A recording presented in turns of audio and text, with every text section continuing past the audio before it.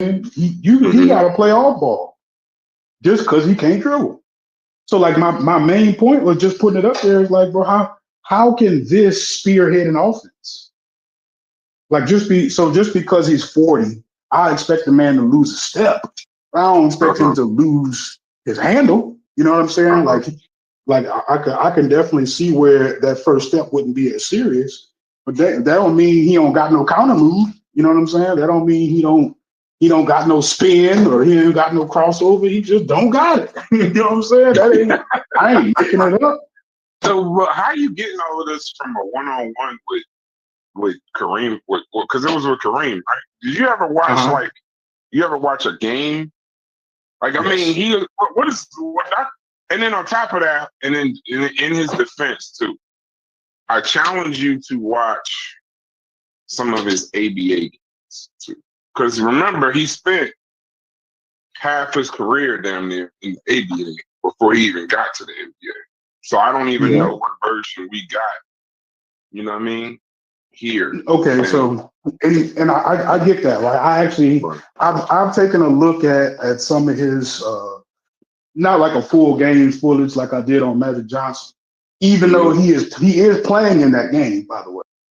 But what I'm also more so looking at is, even when you do see him doing stuff in the half court, like it's not, it just ain't what you would expect from a nigga who you talking about is the best player on the team. It's just not so I compare his ability to get open is like pure athleticism, right? Like I'm not saying he's not skilled, but if that is his. It's a lot of athleticism, right? So if that is what he looks like without the athleticism, right? Like that does not show a nigga who can just do that, right? Like if I'm gonna be serious, I'm gonna be real. It looked like Paul Pierce would destroy both of them in that particular moment, right? And at that time, I know they old, but like you got Paul out there able to cross over, able to step back. He able to post up. I'm just saying, look how much more is in his bag than what you call him. I know. That ain't his age stopping him from shooting. That ain't his age stopping him from crossing over. His age stopping him from exploding out of the crossover. But he just ain't got no crossover. But Dr. J is like a top, I don't know, 25 player. Paul Pierce is like a top 50 player, 75 possibly. Like there's a clear, and why is the clear historical difference? If we just taking stats out of it, why is there such a clear historical difference between them two? Because it's clear. You talking about the accolades? You talking about the accolades? I'm not talking about accolades. I'm just talking about the player, the overall sentiment of the player. I don't do accolades because, depending. Like when you say, love you too. When you say Paul Pierce, or you say, when you say Paul Pierce, what up, Vance? When you say Paul Pierce, or you say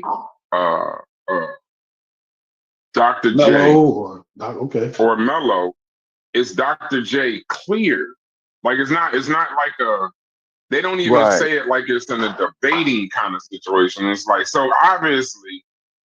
My point is, it's got to be something that we, being younger, didn't see, because it's not.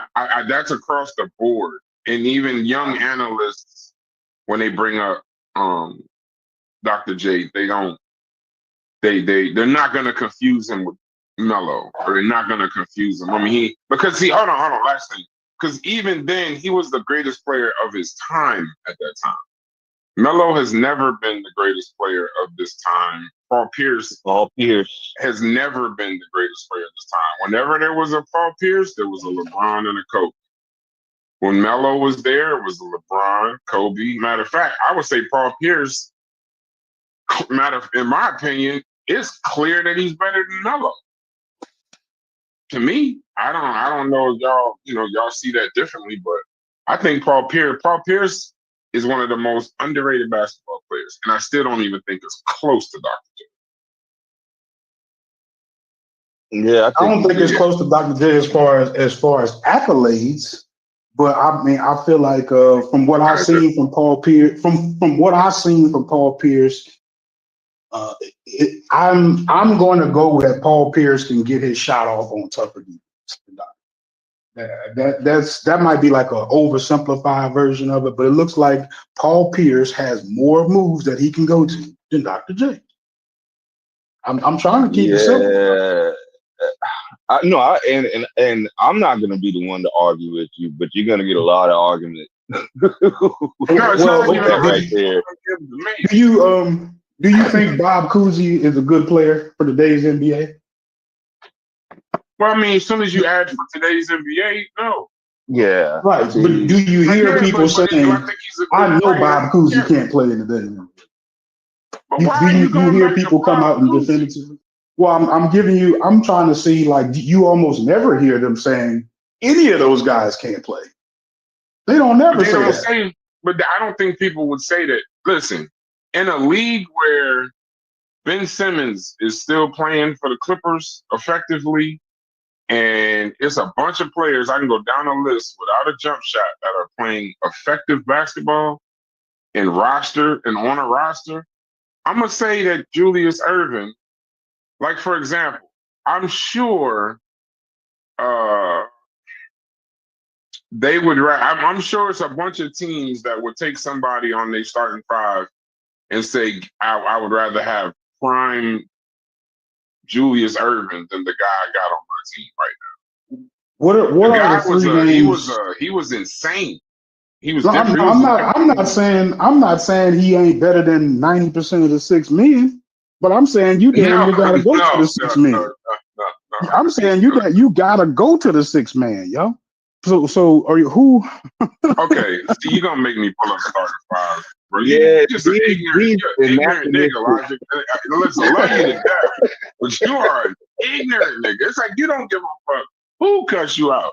You go. He be doing this shit on purpose, Brad. Dr. J, in order to find a spot for Dr. J, you're gonna have to start with the 6 men.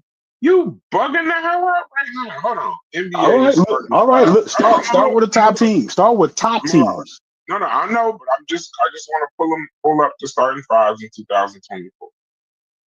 All right, so NBA depth chart. All right. Now, why are you saying the top teams? So I got to start with them. DQ, baby. Well, because the top teams are going to have those role players niched out, and they're going to have the ball handler, all that stuff's going to be. All right, so the Thunder. All right, so we're going to go Oklahoma City Thunder. We'll just start with the champs.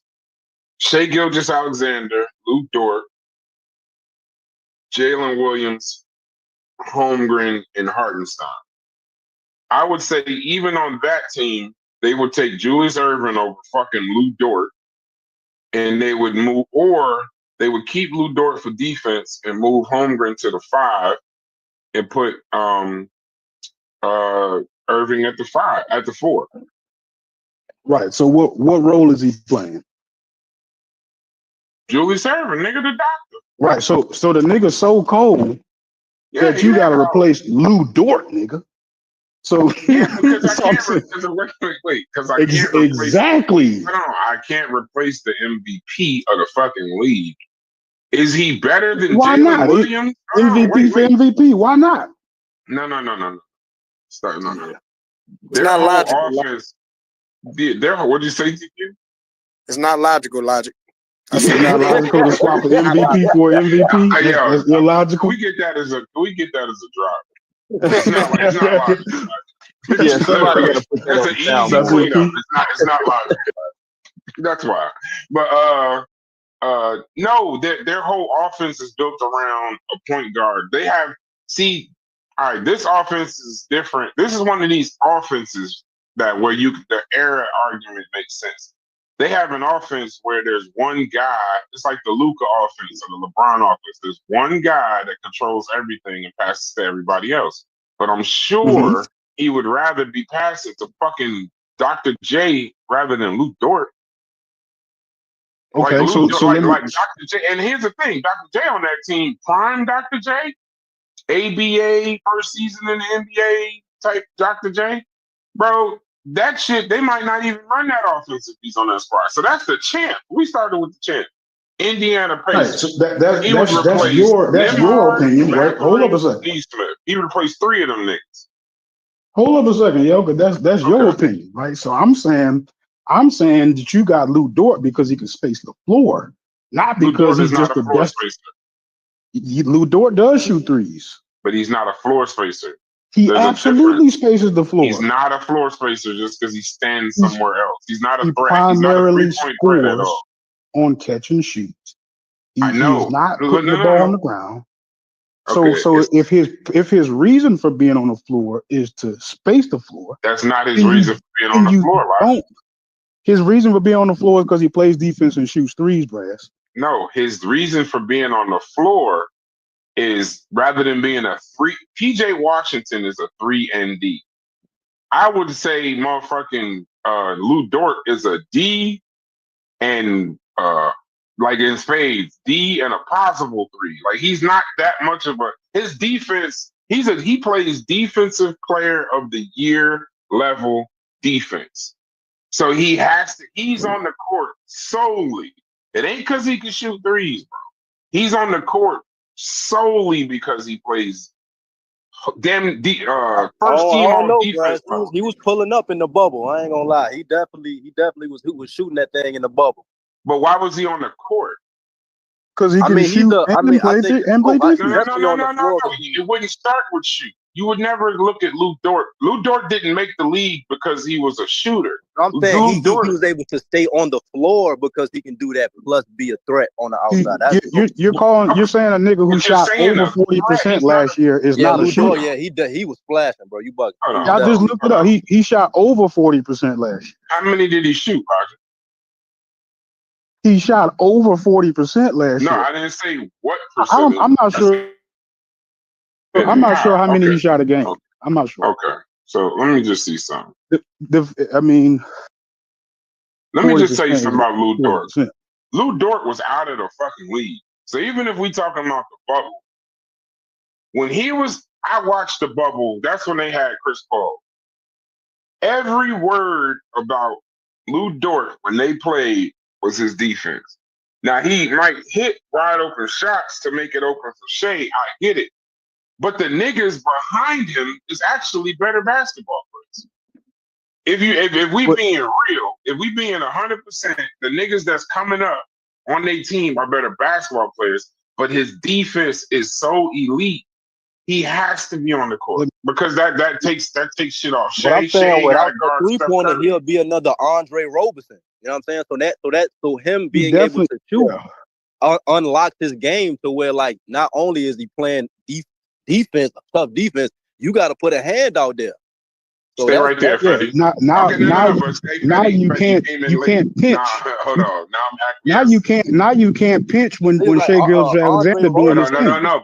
Freddie didn't hear the whole conversation. Freddie did not hear the whole conversation. The conversation is we're not removing Lu Dort for just anybody. Prime Julius Erving. He's saying that Julius Erving couldn't play in this NBA. Oh man, he put the old I'm saying prime Julius. Wait. He's saying that Lu Dort wouldn't leave the court for prime Julius Erving at his best in his prime. He's saying that he would keep Lu Dort on the court and not put on. This is why it makes sense, though. This is why it makes sense. NBA, I would rather have a Lu Dort because like a Julius Erving may think he got to put up 25 shots, but I'd rather have a role player. Yeah, he fits the role better, yo. He fits the role better. Y'all just don't know who Julius Erving is. Hold up. Okay, hold up. I'm fighting. Eddie, so the point of it is like he does not fit the role that they want Lu Dort to play. So I'm saying like you just because he got accolades don't mean he actually fits. So if you put him on that team, what is Shea Gilgeous doing while whatchamacallum's got the ball? You get what I'm saying? So you're putting him on the team. You're putting him on the team to take the ball out of Shea Gilgeous' hands. You don't want that. But they would change his offense bro. if the okay, you're trying to tell You me said that the yourself you fucking don't want that. hold on, but you're trying to tell me that the Oklahoma City Thunder wouldn't if they wouldn't take Julius Erving in his fucking prime because they got Lu Dort, nigga? Is that what you really trying to explain to me right now? That don't even I'm make saying sense, Logic. I'm Come saying on, Lu Logic. Dort fits that role better, man. But That's what I'm listen. saying. You don't Y'all have to keep take saying max role. contracts into account, all of that. If you No, got I'm not doing. We just talking it's like about. a staple we piece on all of OKC. that. No, we can do all of that. I get it. I'm just talking about the player right now. That makes the Julius Erving conversation better. a little bit more linear. Yeah, I'm gonna actually But add that to my argument. Kind of saying, I'm gonna add that to my don't argument, add Fetty. it to help your argument. Yeah, Just put the I like contracts what Fetty later, bro. said. I like Me what and you Fetty said. Me and you are not general managers there. He So does I ain't not about to fit be the talking role, about bro. but see, here's what you don't understand, Logic. Legends and great players of all time, you fucking change the shit. You as a GM and a coach, you are just fucking happy for the opportunity to coach prime Dr. J. You will change your offense, bro. Trust and believe. You most certainly, if I went to OKC right now, what's that dude name? Presti. And I said, bro, I'll trade you prime Julius Erving for Lu Dort. That motherfucker, that would be worse than the Luka Doncic fucking Anthony Davis trade, bro. Y'all just don't know who Julius Erving is, and that's cool, bro. They would change all that shit. Shea They just turned down Giannis for whatchamacallit, remember? They just said I ain't gonna give you Giannis for one of the Thompson twins, remember? Well, Thompson don't play for But I'm just saying you what that says that like to me that Lu says Dort that ain't when you even. talking. Wait, Can I get some words out too? No, I'm trying to figure out why you said the Thompson twins. Just explain that first. You lost me. Okay, so I said that because that shows where a team could be willing to favor chemistry or the role that this particular player plays rather than just a quote unquote better player. Because like for me, you're saying, hold on, you're actually making this argument that just a whole bunch of skill is what makes a good basketball team, and that's not the I'm argument. under the impression that these skills need to have a mesh. You need shooters, like you need people to space the floor. Everybody can't be doing the same thing. But that's not the argument I'm making. Dr. J. But that would have to be the argument you're making because but you kind of put him on a team, right? So what role does he play on this team? What role does that change? How does that change other people's role on that team? The legend and probably the best player. Like people don't say that Shea Gilgeous-Alexander is better than Dr. J. So maybe they would build the whole fucking thing around Dr. J and make all the other niggas. You keep working within this framework about better. I'm asking you, are you taking the ball out of legend? Are you taking the ball out of his hands? Are you doing that? Wait for Dr. J for Julius. Yeah, I'm definitely not doing Julius Erving is, bro. I definitely have seen enough to know that I don't want him running ISO. I definitely see that. Oh, Jesus Christ. I do not want him ISOing niggas. I see that. I mean, okay. We could just end it and agree to disagree because I'm definitely not coming around. I'm not gonna let you forget this. I promise you. I'm gonna record this. I'm gonna record this. I'm gonna put this out, and you're gonna be on an island. You're gonna be on an island all by yourself, yelling, "Give me Lu Dort over Doc Prime." Now, remember, I didn't say Dr. J. I said Prime. Dr. J.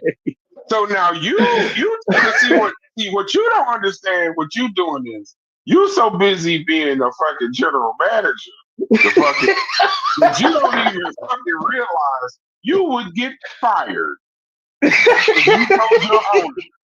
didn't fire the guy from Houston who turned down Giannis. They didn't fire him. We should keep this role player They didn't fire the guy who didn't trade the Thompson Man, guy. where the fuck is Chef? Does somebody call Chef, bro? I can't even fight you right now. I don't even. That's how I feel. He's the basketball chief X. I'm not.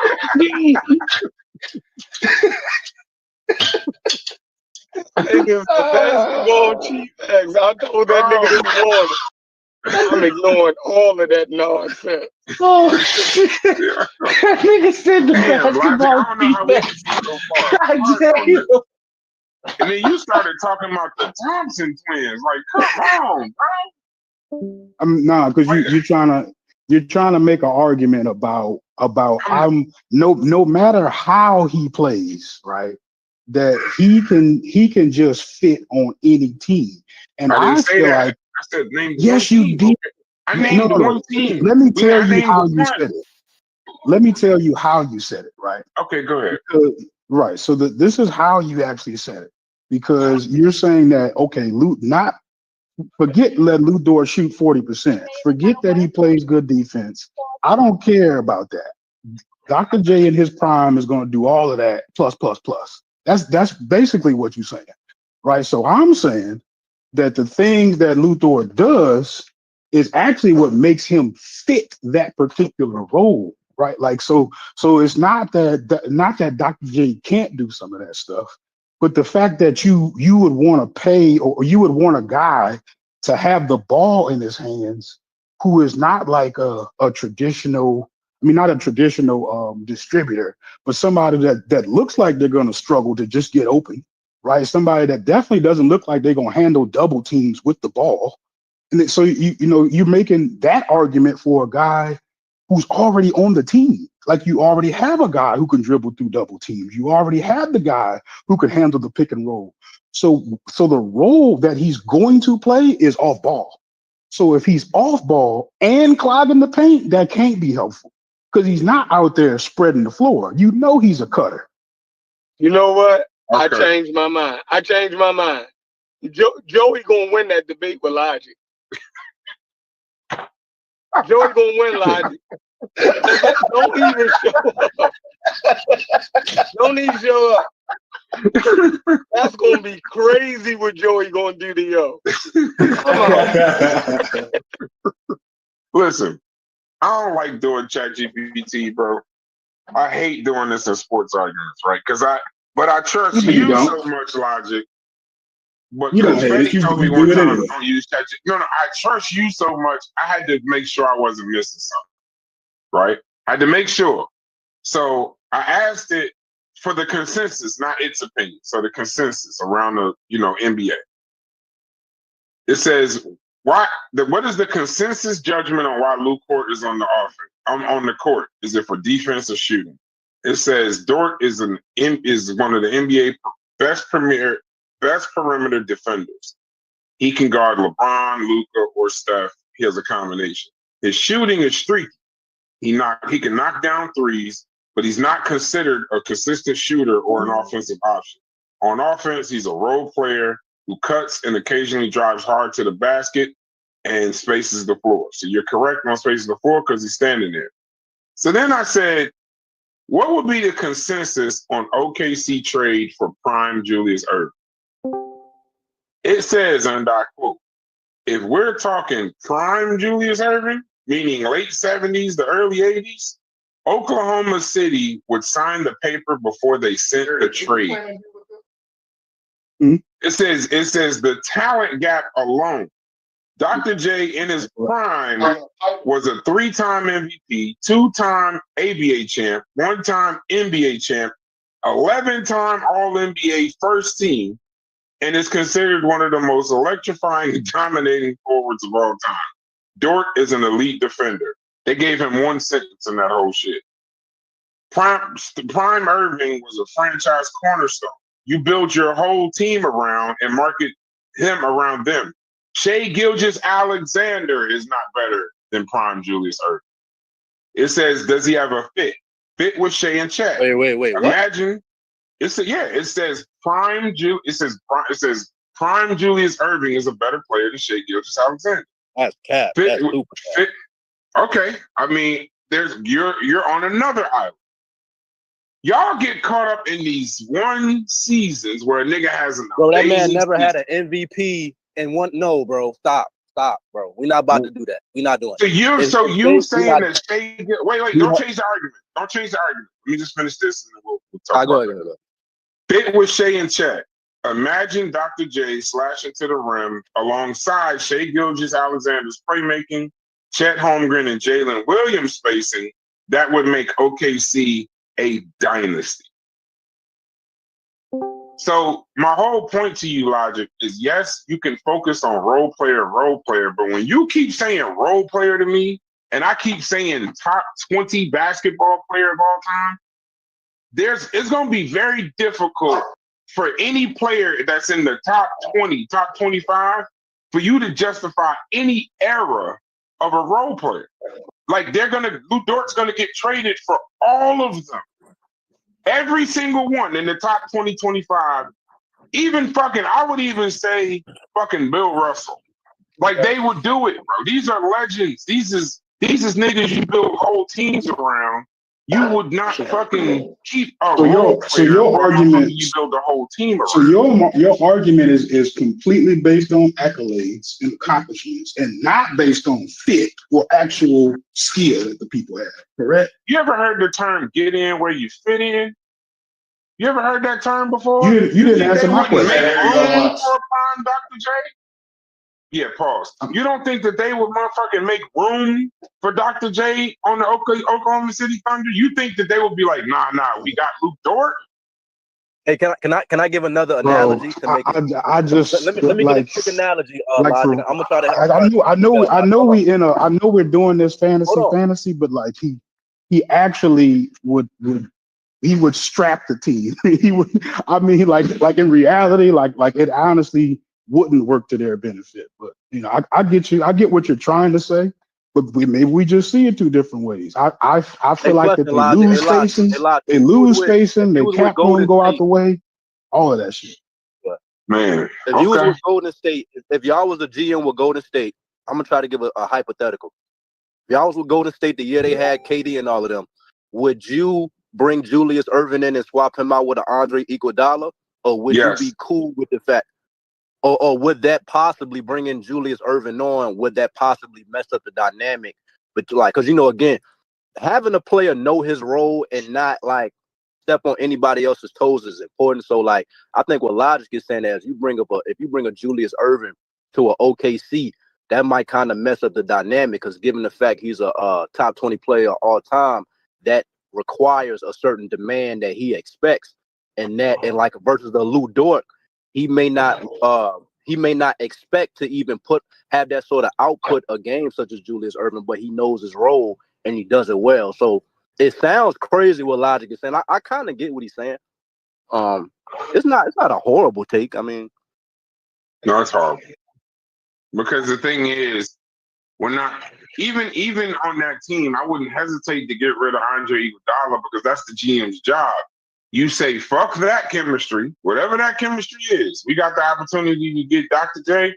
Fuck that chemistry. Let's build a new chemistry around what we got now. Nobody. That's why the Pistons ain't picked Melo though, Brass. That's why they picked Darko. No, they didn't. That ain't. But I saw that. Maybe we saw the same thing. But you know what Dumars said in hindsight, bro? He said he should have overruled Larry Brown and picked Melo. Because here's the thing. Imagine Melo instead of what's his name? Wade. Or Wade. Either one of them guys, rather than what was that guy named? Darko Milicic. Yeah, come on, sometimes you gotta, I say sometimes niggas read too much, and they just don't you ever play spades and you overthink it and fuck it up, but you kind of know exactly what you were supposed to do. Hey, somebody write it down. We should play spades live. They got online spades? Somebody write that down. Write that down. Is that a thing? Yeah, they got online spades, and you can play that shit through Discord. Yeah, and I could play, and we could put that shit on the show. Write that down. But somebody or text or somebody put that in the general sometimes chat. less is better though. We can't agree to that. Sometimes No, I'm less not. is better. No, I'm not going to argue with you. I'm just saying when you got less, I'm just picturing me. My argument is basically this. I'm picturing me as a GM, a general manager of the Warriors, the prime Warriors. And I say, you know what? Somebody just offered me for Andre Iguodala, prime Julius Erving. And in my head, now, this is the first thing I would think. I'd be like, damn, Iguodala means a lot to the team. Hey, wait, pass me that paper. Yeah, I think Delta Airlines is leaving in the next hour. And then you just fucking figure it out. Like you don't turn down the top 25 players. For my argument, I wouldn't have said Iguodala. Hold on. Haskell's trying to get in there. Oh, go ahead. I was saying, what if it's for Draymond? No. And I'm keeping Draymond. No. See, that's where I can say people don't, and you watch basketball, that's why you asked me that. Draymond Green is damn near as important to what they do. He's probably the only player more important to what they do is Steph Curry that they've ever had. That's when you talk roles. Yeah, I get right. That's when we're talking about a role player that you can't remove. You can get rid of Lu Dort. I'm not. I ain't. Lu Dort just. I remember. Lu Dort Melo in was better than Tayshaun Prince, but my man. Oh, I see both sides. No, Melo. No. You wouldn't have to lose Tayshaun Prince. You would add Melo to the team. You wouldn't lose Tayshaun Prince. I'm saying he would have fucked up. He would have fucked up a little bit of that. Because for one, he didn't match their play style anyway. He was like an ISO dude. And then you make him do that's a good example of if you was going off talent and you would have per se drafted a Melo. That's not a guarantee that they would have even went to the finals with Melo at the 3.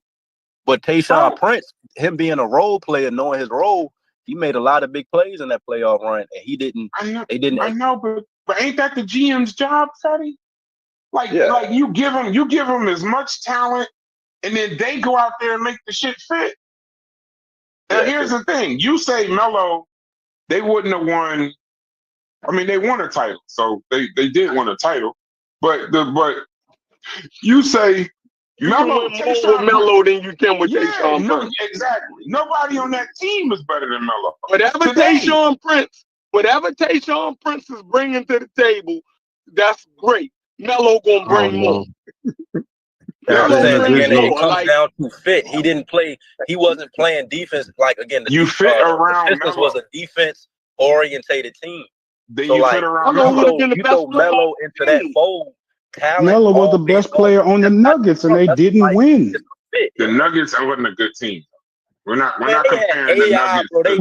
Why weren't they a good team with good players, bro? They had good players. Why weren't they a good team? We're not comparing the Nuggets and the Pistons, bro. Like y'all switch these arguments so much. They were a decent team. They made the conference finals and they made the conference finals and no, I'm just saying a lot. They wasn't like trash. They ran into Kobe. Kobe told them niggas move around. Kobe told them niggas move around. That's the only thing that happened. They made the Western Conference Finals. They had Nene. They had J.R. Smith. They had a good team. And Kobe and Pau Gasol told them little niggas move around. And then they started trading them. That's all that happened. But they were nowhere near Ben Wallace, Chauncey Billups, Rip Hamilton, Tayshaun Prince, Larry Brown. I mean, come on. They weren't even in the same stratosphere. The Pistons was a different team. You'd have to admit that what separates them are the role players. You motherfucker, did you eat cinnamon rolls for breakfast? Because your ass is rolling. No, am I tripping? Am I tripping? Is it not the role players? You are. But technically, so which is a better team, the Pistons or the Nuggets? You talking about on the Pistons, right? Who's the superstar on the Pistons?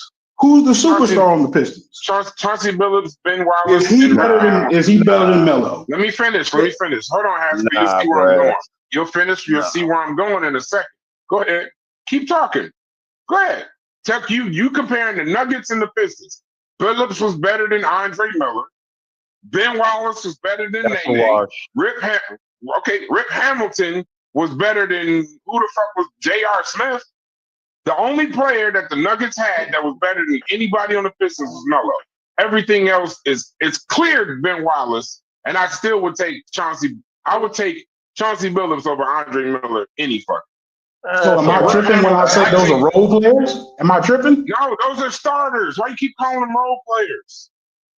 They're starters. They're not role players. Role players? Are they superstars? Hold on, wait. Definitely role players. No. Hold on, hold the fuck up. When you say role player logic, what do you mean? I'm saying that somebody that's fitting within the system, right? That's not like Super Bowl dominant. That's basically what I'm saying. I'm saying when I'm basically saying a role player.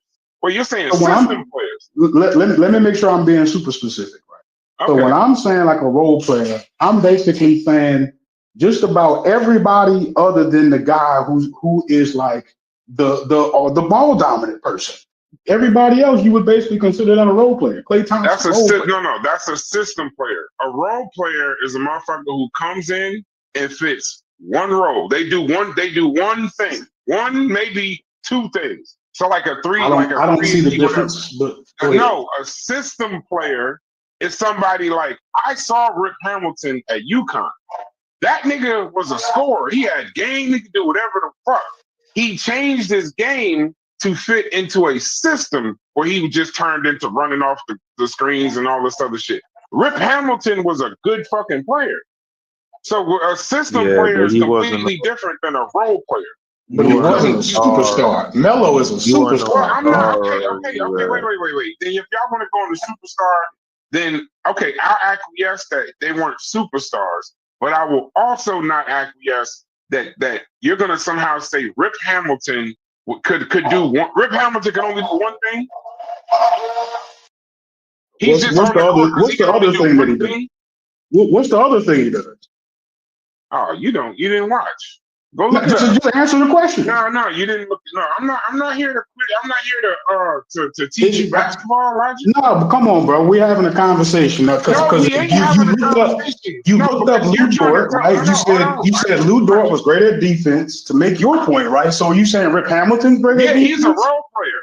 He's a role player. He's on the court for his role. He's a great defensive player. That ain't no fucking system. He's on the court because he can play defense. He ain't on the court because he's a great shooter and a spacer. He's on the court because he can guard LeBron, Steph Curry, you can't think that though, Brad. It's a little bit of everything why he on the floor. You can't like separate it. He can play defense and he can shoot it. Clear that he's on the court? What got? Matter of fact, hold on, Freddie. Stay right there. It's plenty of NBA players what got him on the court like that? That's why I gave the analogy or the example like Andre Roberson. It's plenty of players that can play defense, but the fact that a Lu Dort proved like the beginning during the bubble that not only he's valuable defensively, but you have to put a hand out there and he's shooting at a high clip percentage wise. So you got to take all that into account as to why he on the floor. You know what I mean? But why you can take it all into account, but Fetty, I find that surprising coming from you because you played football.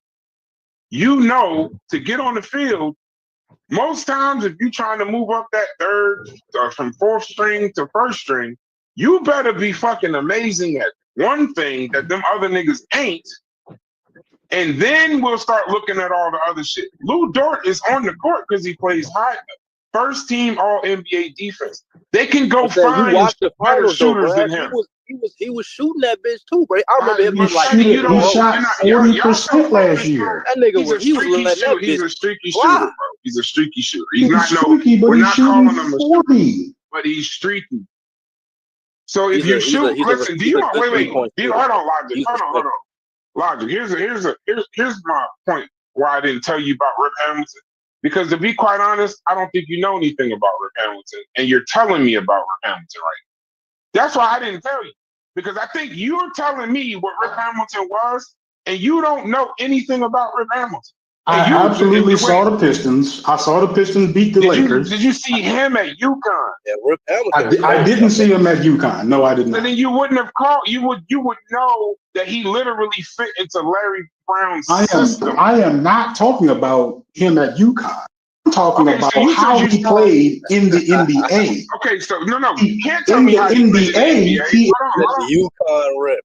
You can't tell me how he Well, the reason why I say that is because if you look at somebody like Ray Allen, right, and then the motherfucker tried to tell me that what he can't do, I'm gonna go back to Ray Allen on the Bucks and show you what he can do versus what he went into the system at the Celtics to do. See the difference? So you would be calling Ray Allen a role player when you don't even know anything. No one would ever say the nigga's a role player. The nigga's a open. He can play. Like, he's just a good basketball player. But you just said you saw Rip Hamilton play against who? The Lakers. So the only time you seen him was in the NBA Finals against the Lakers. No, I mean, they were bubbling. They were bubbling like for a couple years. Once they got Rasheed, they was on national TV. So I saw him. No, I was watching him the whole time. Rip Hamilton is a special basketball. Okay. So on the NBA court, right? I'm saying that you don't, like, you're not seeing him break down people off the dribble. He's playing primarily off ball. Who are we talking about? Rip Hamilton, a lot of mid range off of curls. You know what I'm saying? An occasional three. You know what I'm saying? I remember how he plays. I see what he's saying. And he didn't have the pressure to drop, to be, because star players, they have like a responsibility of being consistent. Like, you weren't expecting a number one type of performance from Rip every game. So I think certain games he can ball out. Who led them in scoring? I think Chauncey did. No, Rip Hamilton. But it's probably like 18. That's what I'm saying. No, team is, hold on, let me finish. I'm saying that team is unique because, like you said, like, Rip can be a leading scorer, but you got 4 other players averaging the double figures. That's kind of rare. I'm saying, like, with Rip Hamilton, you're not expecting him to be a number one on a team, or even a number 2, to where, like, he's dropping 25 a game minimal. You can't expect that from him, but he gonna ball out. I mean, I fuck with Rip. He's like a fringe all-star type of player. Rip is crucial. He's not a fringe all-star player. He has multiple all-star appearances. Rip is crucial. Averaging wait. Y'all telling me that this is the role player?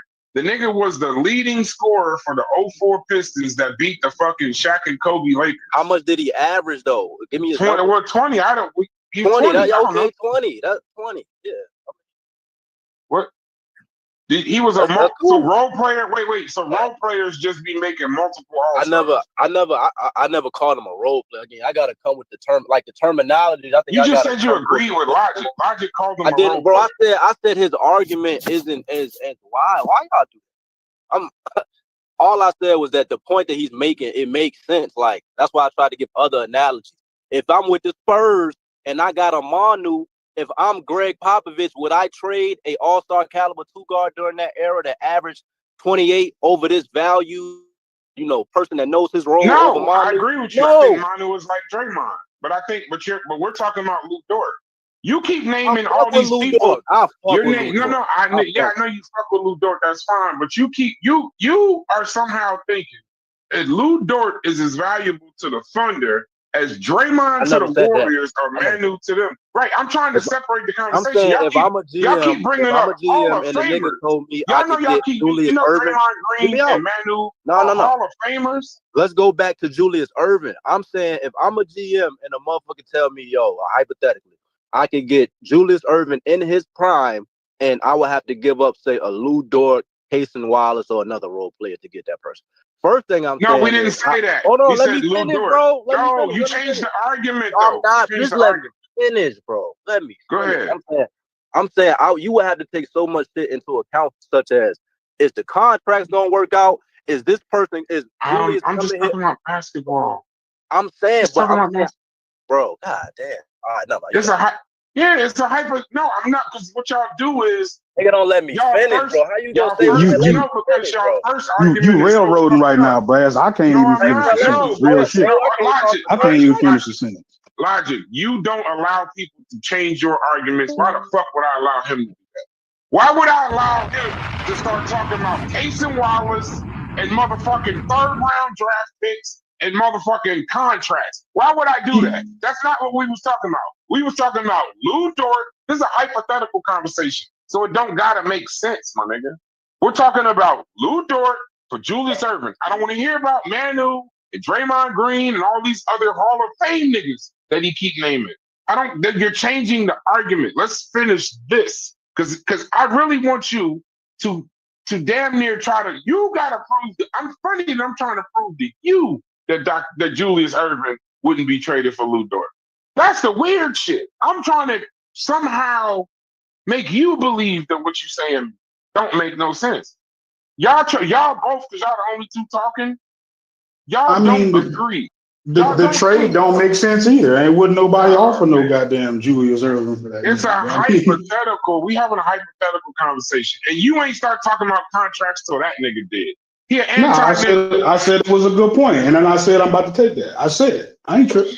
It ain't a good point, nigga. If we talking it actually about unicorns, if we talking about unicorns, then you gotta say, well, you gotta feed them. Nigga, we ain't on one hand, you want me to be the GM, and on the other hand, you don't want me to be GM. The GM, I'm talking about fit of the team. Logic, you don't have a good argument. So if you want to make a hypothetical, if we're talking about unicorns, orcs, and trolls, I would be a goddamn asshole if I started saying, well, what are you going to do when you got to feed them? You don't know what they eat. Nigga, we having a hypothetical conversation, my nigga. Damn, y'all, don't just say anything to try to make your shit fit. I don't want to talk. I get you, right? So we're okay. So the hypothetical, if all the money works and all of that, 1-for-1, hypothetically, it's a good trade. Hypothetically, right? I think. Did you just take me all the way around here to say that, bro? Well, you gotta let me finish my statement. I ain't saying that was small. I was small. I ain't saying that. Right, I got you. So hypothetically, it's a good trade, right? I think in real life, there are all kind of other things that you gotta put into the equation other than what Dr. J did in 1970 something.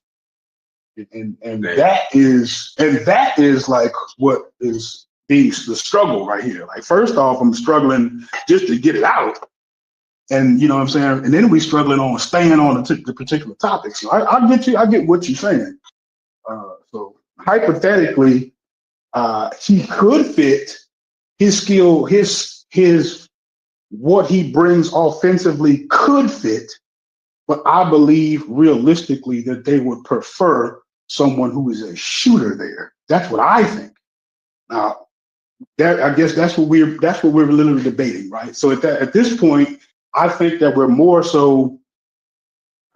I guess I am preferring his ability to just stand there and shoot and catch the ball and get it back to Shea Gilgeous-Alexander. And you're saying that you would value the other stuff he brings. That's where we're at right now. Wow. I absolutely think that Shea Gilgeous-Alexander benefits from having the floor spaced. And I believe that Dr. J does not do that as well as Lu Dort. And Dr. J is better than Shea Gilgeous-Alexander. See, the one issue you have in your conversations, from my opinion, about basketball is you never take into account how great motherfuckers was from other eras. So Julius Erving, 1-for-1 in his prime, was going at it with Magic Johnson, Larry Bird, those kinds of guys. Julius Erving is better than SGA. So you keep telling me what they would do if you added Julius Erving to the Oklahoma City Thunder for Lu Dort. You keep telling me how it would be a problem for Dr. J, for SGA and fuck up his spacing. What if him being a top 25 player of all time, 11-time All-Star, 3-time MVP, 3-time Finals champion, what if they changed the team to give it to fucking Dr. J and ran the shit around him? It's not. Okay, so listen, I heard that. Now let me comment on it. I wasn't done. I don't know why a bunch of niggas just started fucking yelling. I wasn't done. So my point is, you cut niggas off every 10 seconds. Wait 1 second. Hold up, damn. No, it ain't even been 5 minutes. I can't even talk to you. So at the end of this year, thank you. Do yourself that favor. The motherfucking because as crazy as I'm gonna talk to you, Logic, I ain't gonna be snarky about some dumb shit. So at the end of the day, bro, you think SGA is better than Dr. J? No. Right now, like SGA, no, who he is right now, better than prime Dr. J. I'm going to just for the sake of argument, just so I don't have to argue it back and forth. I'm gonna say no. No. Tell me what you say.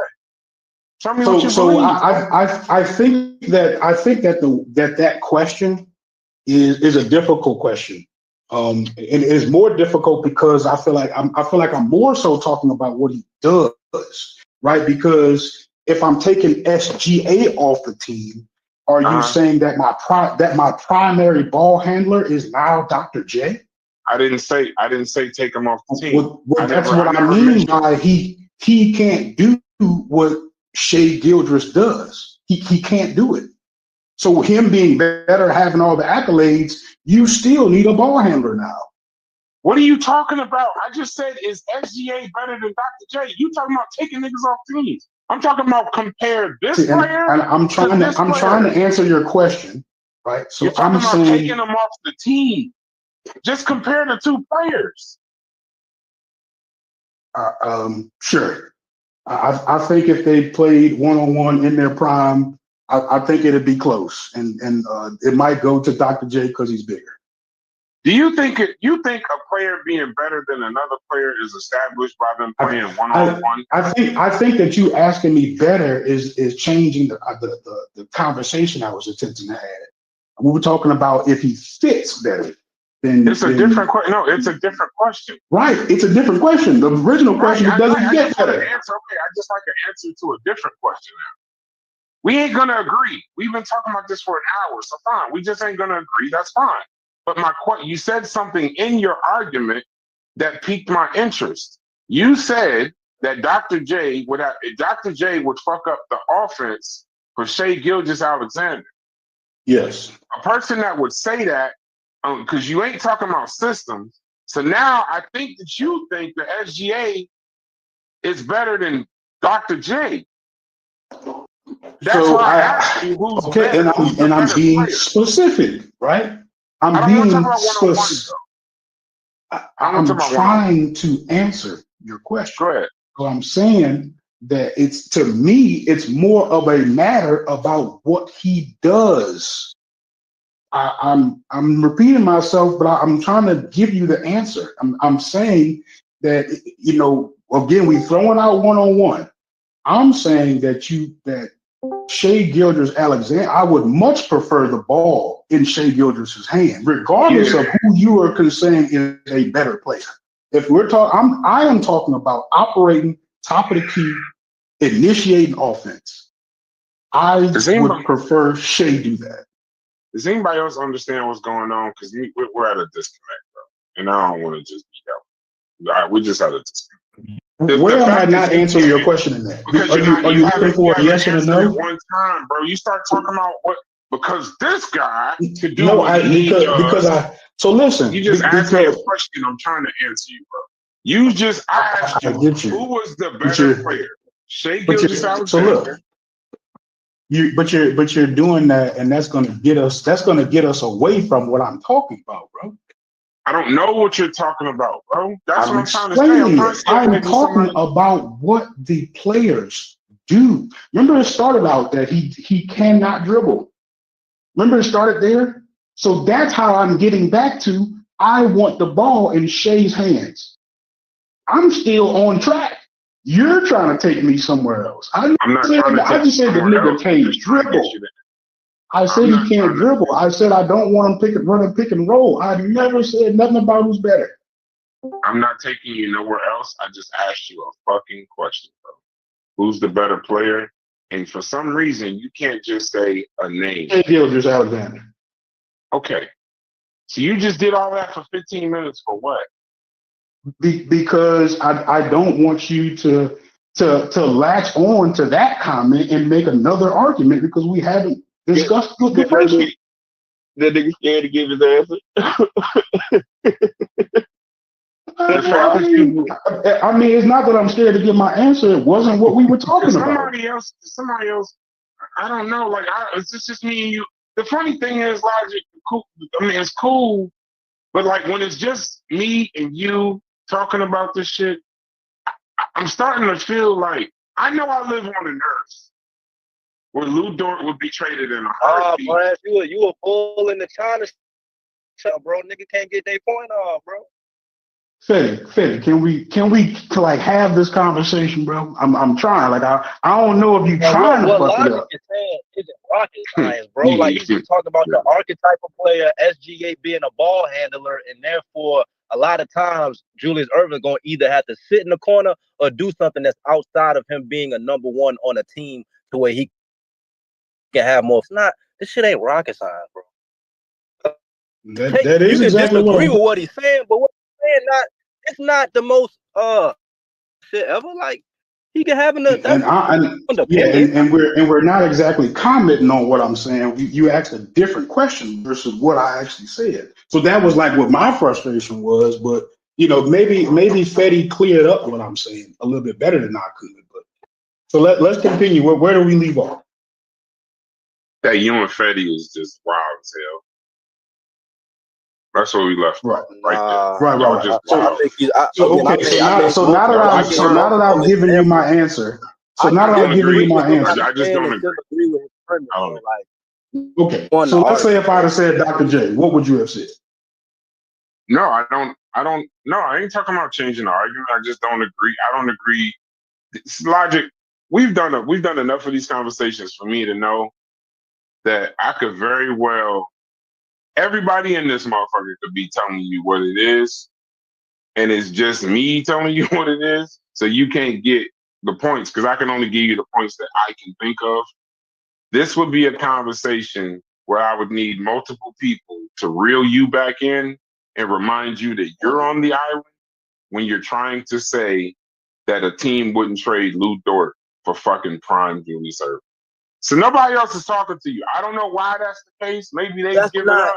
If you're gonna take all the context out, then yes, people gonna say you tripping. But if you add nuance to it and break down, like it's not far. It's outlandish take, bro. Like you making it seem like it's top 10 worst takes this year. Like Logic said a lot of wild shit. I agree, but this take, I'm kind of with him on that. Like it's more it's not the name, like.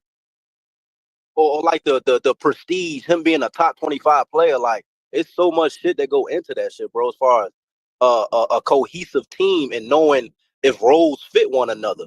And SGA is a dominant ball handler, bro. So what the fuck if Julius Erving old ass coming that bitch thinking he that nigga, he that guy, he got to put that bitch up 20 times a game. That's gonna compromise other people, bro. So you may not have as good of a team versus a Lu Dort that knows his role, play that bitch, and you don't expect him to put in the same input as a Julius Erving. That's a all-star. So that makes sense, bro. That's reasonable. Lu Dort gone. Okay, Lu Dort gone. Yeah. Let me go back on you. Y'all niggas been arguing for a week straight. Let me go back on you. I mean, everybody on that team is gone besides SGA. So how am I saying what I'm saying so ineffectively to where y'all still don't hear what I'm saying? It doesn't matter what you're saying. Team that has the opportunity to get a prime Dr. J versus a Lu Dort gone. I don't care. There's no scenario. I'm willing to give ground on that. Okay, now that he's on, they'll just have to lose. Now that he's on the team and have the same success as they did without Lu Dort. But I'm saying that nigga gone. The nigga's gone. So I'm trying not to get bogged down on any particular point except mine, but we're not getting to my point. So that's why I'm fighting like I'm fighting. So now that he's on the team, right? Yep. He's on the team. I don't care what happened after that. I'm going back on me. Cool. He's on the team, right? So he's on the team, standing in the same spots that Lu Dort is standing, right? But now instead of getting a guy who catches and shoots, you're getting a guy who's attempting to do other shit, right? So how does that actually play into what Shai Gilgeous-Alexander does, right? So now, that nigga shot 26% from three, bro. That's what I'm saying. So you got the nigga standing there wide open and can't hit that shit. Man, come on, bro. So that's why I Shai Gilgeous-Alexander getting double team up top over and over and over. Julius, bro. You know, if I didn't talk, you know the funny thing, like y'all say bull in the China shop, but if I didn't talk over y'all, I wouldn't talk either. Y'all keep saying bull in the China shop. Now I sat here and I'm not saying anything, but if I didn't cut you off, I would have to just sit here and listen to you. So I'm gonna do what y'all say and watch the difference in how these conversations go. Sometimes I know y'all need to cut me off, so I'll say cut me off, I'll stop talking. But if y'all just gonna keep saying the same thing over and over again, bro, you keep saying we don't get your point. We get your point. We completely get your point. But you keep saying the same fucking thing that Dr. J wouldn't have. Dr. J can't stand in the fucking corner and shoot the goddamn three. Nigga, I'm trying to tell you, he's a fucking top 25 player of all time. They're not putting him in the fucking corner. You're not going to take, you're going to change. That's the problem. But go ahead. I'm sorry. I did not mean to say nothing. Go ahead. Finish your You're going to change whatever the fuck you got. After you got finished doing cocaine and getting prostitutes for fucking tricking some GM into giving you Dr. J for Lu Dort, when y'all all sobered up, y'all gonna come up with the actual plan. That's what I mean by the GM's job and the coach's job. You gonna fucking figure out. If I was the owner of the team, because since y'all want to talk about contracts, I'm gonna talk about motherfucking the ticket sales. Now you got Shai Gilgeous-Alexander and prime Dr. J. So now you have just now become a fucking hot spot. So now we ain't worried about the money at this point. You figure that shit out. At this fucking point, if they can pay Chet, Jalen, and Shai all at the same time, I'm sure they'll find some money for a fucking prime Dr. J. Then the coach gets to work. The coach and the GM, you start finding other fucking players to fit in this little scenario, and you start finding a fucking offense that'll fit in only the motherfucking top 25 greatest player of all fucking time. Right. So what kind of? I'm sorry. I thought you were done. You'd be the fool, is what I'm saying. Done. Right. No. Go ahead. If you put him in the corner, you're a fool. Okay. So where do you put him? What is he doing? How Shai Gilgeous-Alexander has the ball? You do. Hold on. So I'm gonna say it like this. So watch this. So when you watch OKC, how many games you see at OKC? So we go over there. I think this year I probably saw maybe 5. I saw him playing the Pelicans. I saw him a couple times in play. Okay. So when they are Shai Gilgeous don't run point guard like a normal point guard run in the NBA. And they don't even run the ball dominance that Luka runs in the NBA. So when they take the ball out, we just started to take the ball out. There'll be times that Jalen Williams is bringing the ball up. I've seen Chet bring that motherfucker up. I've seen Lu Dort bring that motherfucker up. But the majority of the time, it's Shai Gilgeous-Alexander. So I've seen Jalen bring the ball up, set up, they've made passes to Shai Gilgeous, don't get me wrong. But there are times when other people got the ball in their hands. It's not like Luka, where you just give him the ball every time. Y'all niggas go stand somewhere, and then that's that. That's not what happens all the time. In this particular offense, Jalen Williams can go get his. Lu Dort got to stand somewhere or cut or screen. But you're talking about they're not running 5 out rec league NBA 2K. That's not how they run their offense. Because they do have other spacers. They got Chet, who's a spacer, Williams, who's a spacer, and Hartenstein, who's not a spacer. Hartenstein he got that little floater. He's in the dunker spot. So that way, if Shea Gilgeous-Alexander gets stuck at the rim, he could pass that bitch off to Hartenstein. But then even Hartenstein not being a shooter sometimes stands at the 3-point line, and they got to honor it just because of legal defense rules. So all I'm saying is you can move Hartenstein ass to the bench. You could put Chet, who's a spacer, at the 5. So that's one person out the paint. You can motherfucking keep Lu Dort. I mean, no, you can keep Jalen Williams spaced out, or he could be creating plays. And you can add motherfucking Julius Erving at the 2 or the 3. You probably put him at the 3 and move Jalen Williams to the 2. You got everybody outside the court because Chet Holmgren is at the 5. And now you got Jalen Williams on the wing and Julius Erving on the wing. Both them niggas is either cutting, Jalen Williams is standing there, or you put prime fucking Dr. J, you put him in the dunker spot. And then when he gets stuck, you dish that bitch off to Dr. J and we gone. Now, you know Julius Erving is a one-on-one player, right? I know that one-on-one don't show it, but he's a top 20 squad. I forgot how many points he got. You can ChatGPT that. But he didn't just get that shit with nothing. He can score. It might not look how it's supposed to look in this, that, and the other. It might not even translate to this era, but you could, if niggas can find a place for Lu Dort on the court, you can find a place for him. So I'm saying you just changed the team. You just keep saying, if all you saying is Dr. J just stand in the corner, of course that ain't gonna work. And last point about this 26% 3-point shit. And Chef told y'all this shit, and it's funny, Freddie agreed with Chef before. Do y'all not think that great players, if we did place them in this era, wouldn't be able to learn how to shoot higher than 26%? They didn't focus on 3-pointers back then, because they didn't focus on 3-point shooting or skill when they was working out. They wasn't focusing on that shit because it wasn't a major part of the league. But you trying to tell me Michael Jordan, Dr. J, all these niggas, these top 20 basketball players, work ethic, all kind of shit in their game. You think that they wouldn't figure out how to shoot a fucking 3 in 2025?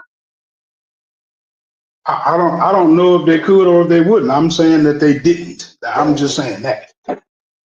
What's up, Tuck? But they didn't because they didn't have to, Roger. Yeah, they didn't have to shoot to make. They didn't have to shoot to make it to the NBA. I agree. No, I'm saying they did have to shoot. They didn't have to. They didn't have to be a 40. You didn't have to be a 40% 3-point shooter in 1980. Like it wasn't even. A matter of fact, I don't even know when the 3-point shot came in. But when did the 3-point shot even come into the league? I think it's. I forget. I think it's the 70s, but I don't remember. Hold on, when did the 3-point shot?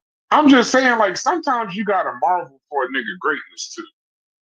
You got the man is great. I'm okay. He's a great basketball player. Legendary. In the 70s, great basketball. And I'm in the 80s, excuse me. In the 80s, no, great 70s basketball. and 80s, late 70s and 80s. That's right. Now I'm saying so you've substituted a 40% 3-point shooter for 26%. I don't like that as a GM personally. So and everything that you described, I would say is not so even when you describe all the stuff that he would be doing, you still didn't describe a max contract player, like a nigga standing in a dunker spot. Not max, a nigga, you know what I'm saying? A nigga that's just standing there where Lu Dort be standing there and shooting 20%, not max player, right? I definitely, to me, that's what I see. So, you described a replaceable player when you described the role that he would be playing for OKC. Okay. Me. Right. So to me, I would say in that particular scenario, the things that Shea Gilgeous bring to the table. Let me finish, I'll tell you. The things that Shea Gilgeous bring to the table are what kickstarts it for everybody else, right? So without him, now you're asking Julius Erving to be a primary ISO player. So that's why I'm saying which he could do. even in order for him to do that, right? He's able to do it because of he got this guy. That what I saw, I wouldn't want to see him doing that 10 times a game. I definitely wouldn't want to see him just putting his head down and telling y'all move out the way. I got this. That's just what I saw. Now I could be, whatever, but that's what my argument is that his ability to just score one-on-one, his ability to be the ball handler in the pick and roll does not look like I want him to be my primary ball handler. And so I certainly don't need a top 25 player to walk the ball off the court and give it to the primary ball handler. That's it. I'm done. Tuck, the conversation was brought up. The conversation was brought up. If you were the GM of the Oklahoma City Thunder, would you trade Lu Dort for prime Julius Erving? 1-for-1. And logic says he wouldn't trade Lu Dort because prime Julius Erving can't shoot threes like Lu Dort. That's the conversation. Now I'm looking. Wait. My phone cut out a little bit. You said Lu Dort versus Julius Erving? Okay, so the no, sir. Come on, logic. I didn't know. Wow. I'm not saying Lu Dort. I'm not saying Lu Dort versus Dr. J. And like Dennis Smith Scott or one of them niggas. No, he oversimplified. I'm not saying Lu Dort. I didn't oversimplify it. I'm telling you exactly what we was talking about. I said, would you trade? We was talking about basketball. And you said Dr. J wouldn't fit in the era. And you said I said Dr. J. You said no. I get exact statement. You said to add Dr. J to a team in 2025, you'd have to start with the 6th man.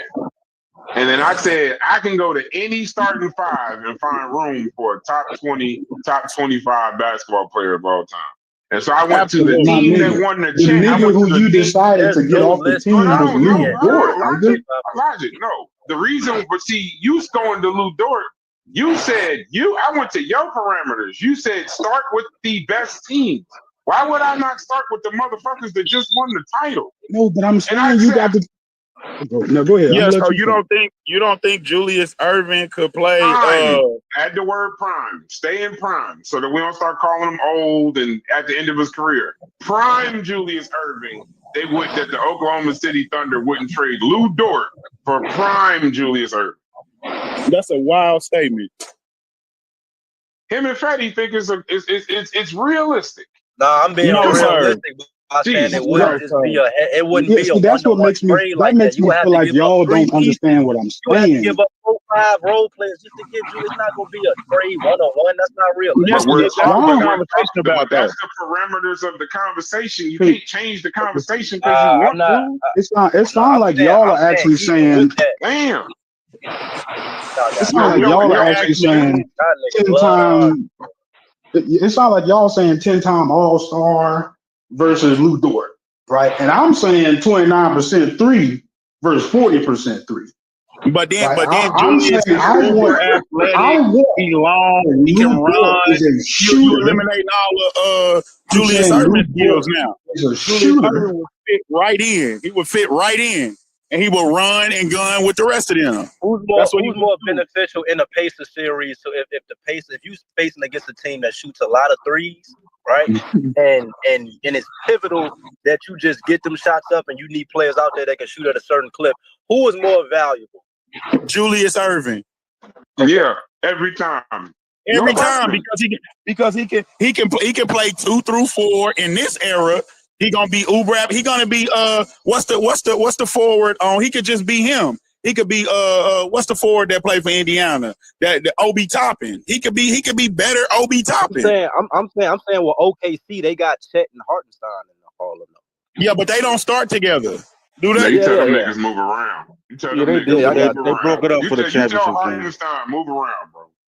Yeah, Go you would give up Hartenstein for Julius Erving too. Like y'all, like that's just bad. Y'all can't do that. Now I understand. Dort is there for defense mostly, like the 3-point. Yeah, he will his son. They said he's a 3-point shooter, Sosa. They said he shot 40%. How is he not a 3-point shooter? He might have shot 40%. He might have shot 40% this year. One three-pointers made, bro.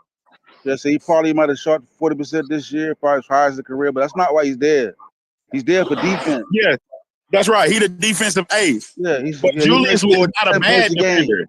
He might score 10 points. Y'all keep separating it. He's on the floor because he plays good defense and he's respectable from out there. If he was just a good defender, you know how many niggas. That's why I brought up Andre Roberson, like that played with OKC. He was a great defender, but the nigga couldn't shoot.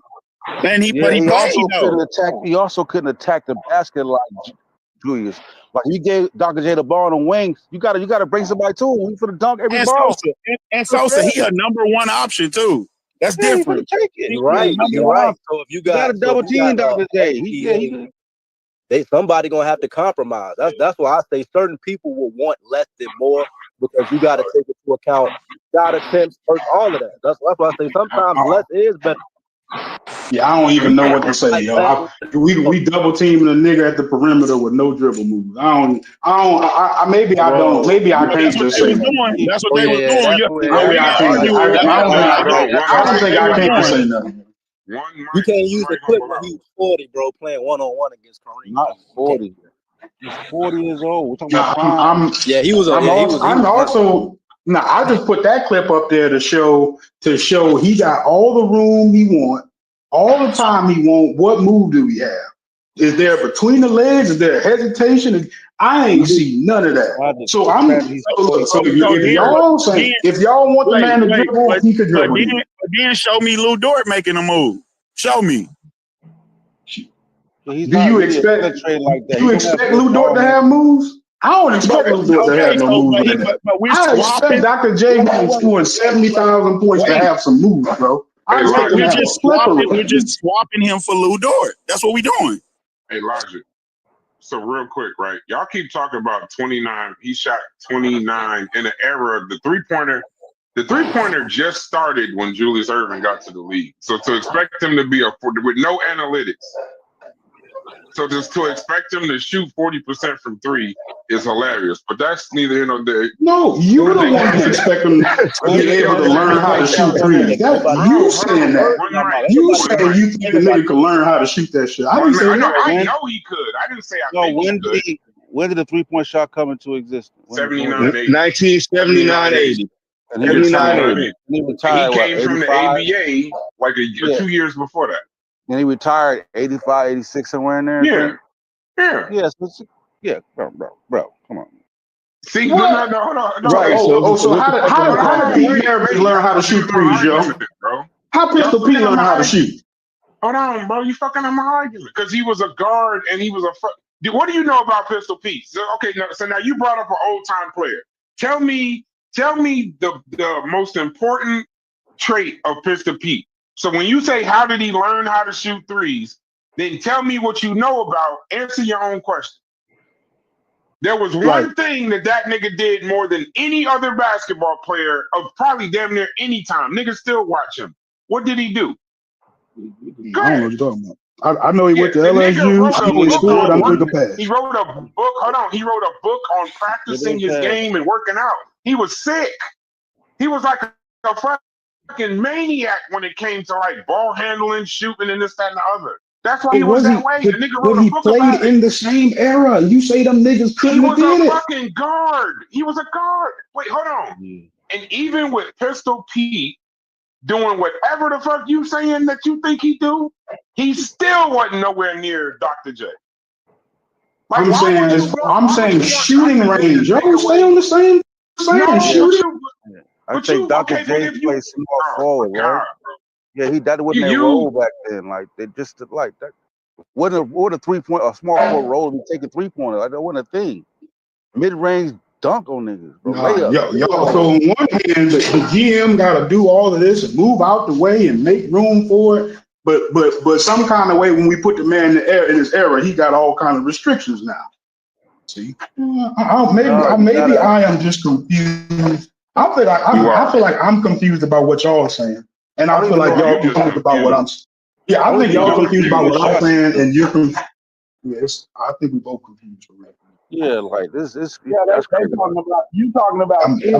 I'm actually like I don't know what to say because if we talking past each other, it almost like it don't we ain't really even having a conversation because even though we talking, I don't think that y'all hearing what I'm saying, and I'm starting to get lost on what y'all are saying. Because you talking about skill set, Logic. You just talking about the skills that he has. I've been talking about skill. I've never deviated from that. And I keep accusing y'all of talking about accolades. But wait, but that doesn't mean that Lu Dort is a better player than Dr. J. No, I'm not saying that he is. I'm saying that his particular skill set. Wait. Yeah. His particular skill set of just catching and shooting. Go ahead, I'm gonna let you finish. Dr. J may do his skill set 10 times better than Lu Dort does his. And it might transfer, but just you never seen Dr. J run, jump. Yeah, he's fantastic in the open court. He's fantastic in the open court. But listen. So if you're just judging him on strictly 3-point shooting, then okay, that's what you think is going to translate better now. They shoot more threes now. Are they better at it? Maybe a little bit, but Dr. J probably shot 1 3 a game for his career. Probably. Yeah. So who's to know? Who's to say? So, but I would take. I'm taking. That's what I heard Brad saying. I'm taking Dr. J every day over Lu Dort. I don't give a damn which Dr. Every day. I understand why you're saying that. I'm attempting to get them to understand that it's like 5v5. You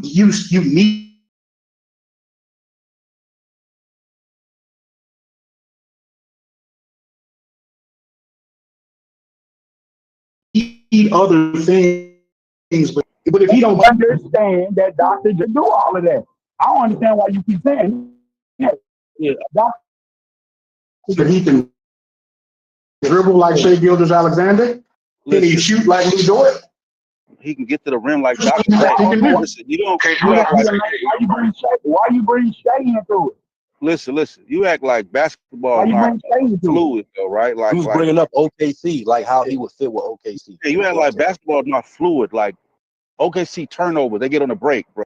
Who's stopping Dr. J on the break? Imagine how fast a dynamic team that is. Like you only judge OKC because that's how you see him right now. But basketball is fluid. You get a Dr. J to change the game up, bro. Dr. J get the ball. So what I'm more so doing is I'm contemplating what does he bring to a half-court offense. That's more. Okay. Y'all got to at least answer that. Y'all got to make it a fair combo. Y'all got to at least answer that. Hold on, stop right there.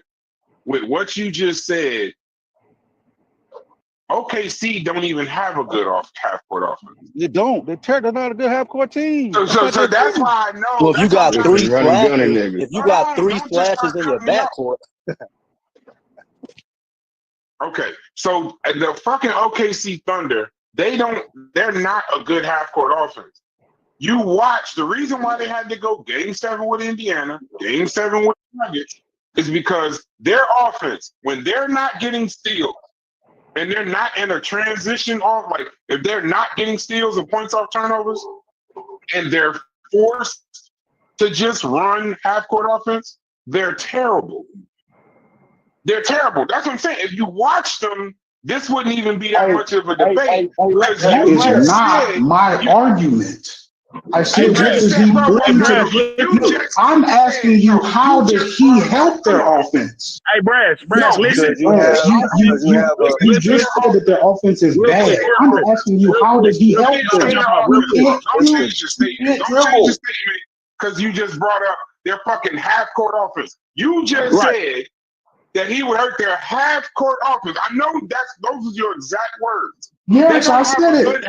They don't have a good half-court offense to begin with with Lu Dort. Hey, listen, Would it listen, be better listen. or worse Listen, than I'm the in half court How does Oklahoma offense? he City. add any You It'll know be anything what? better. worse? Hey, It'll be better. It'll Logic. be Wait, better wait. because So, It hold would on, let be me say something real better, quick. bro. Come on, Let me, man. let me say Come on, something real y'all. quick.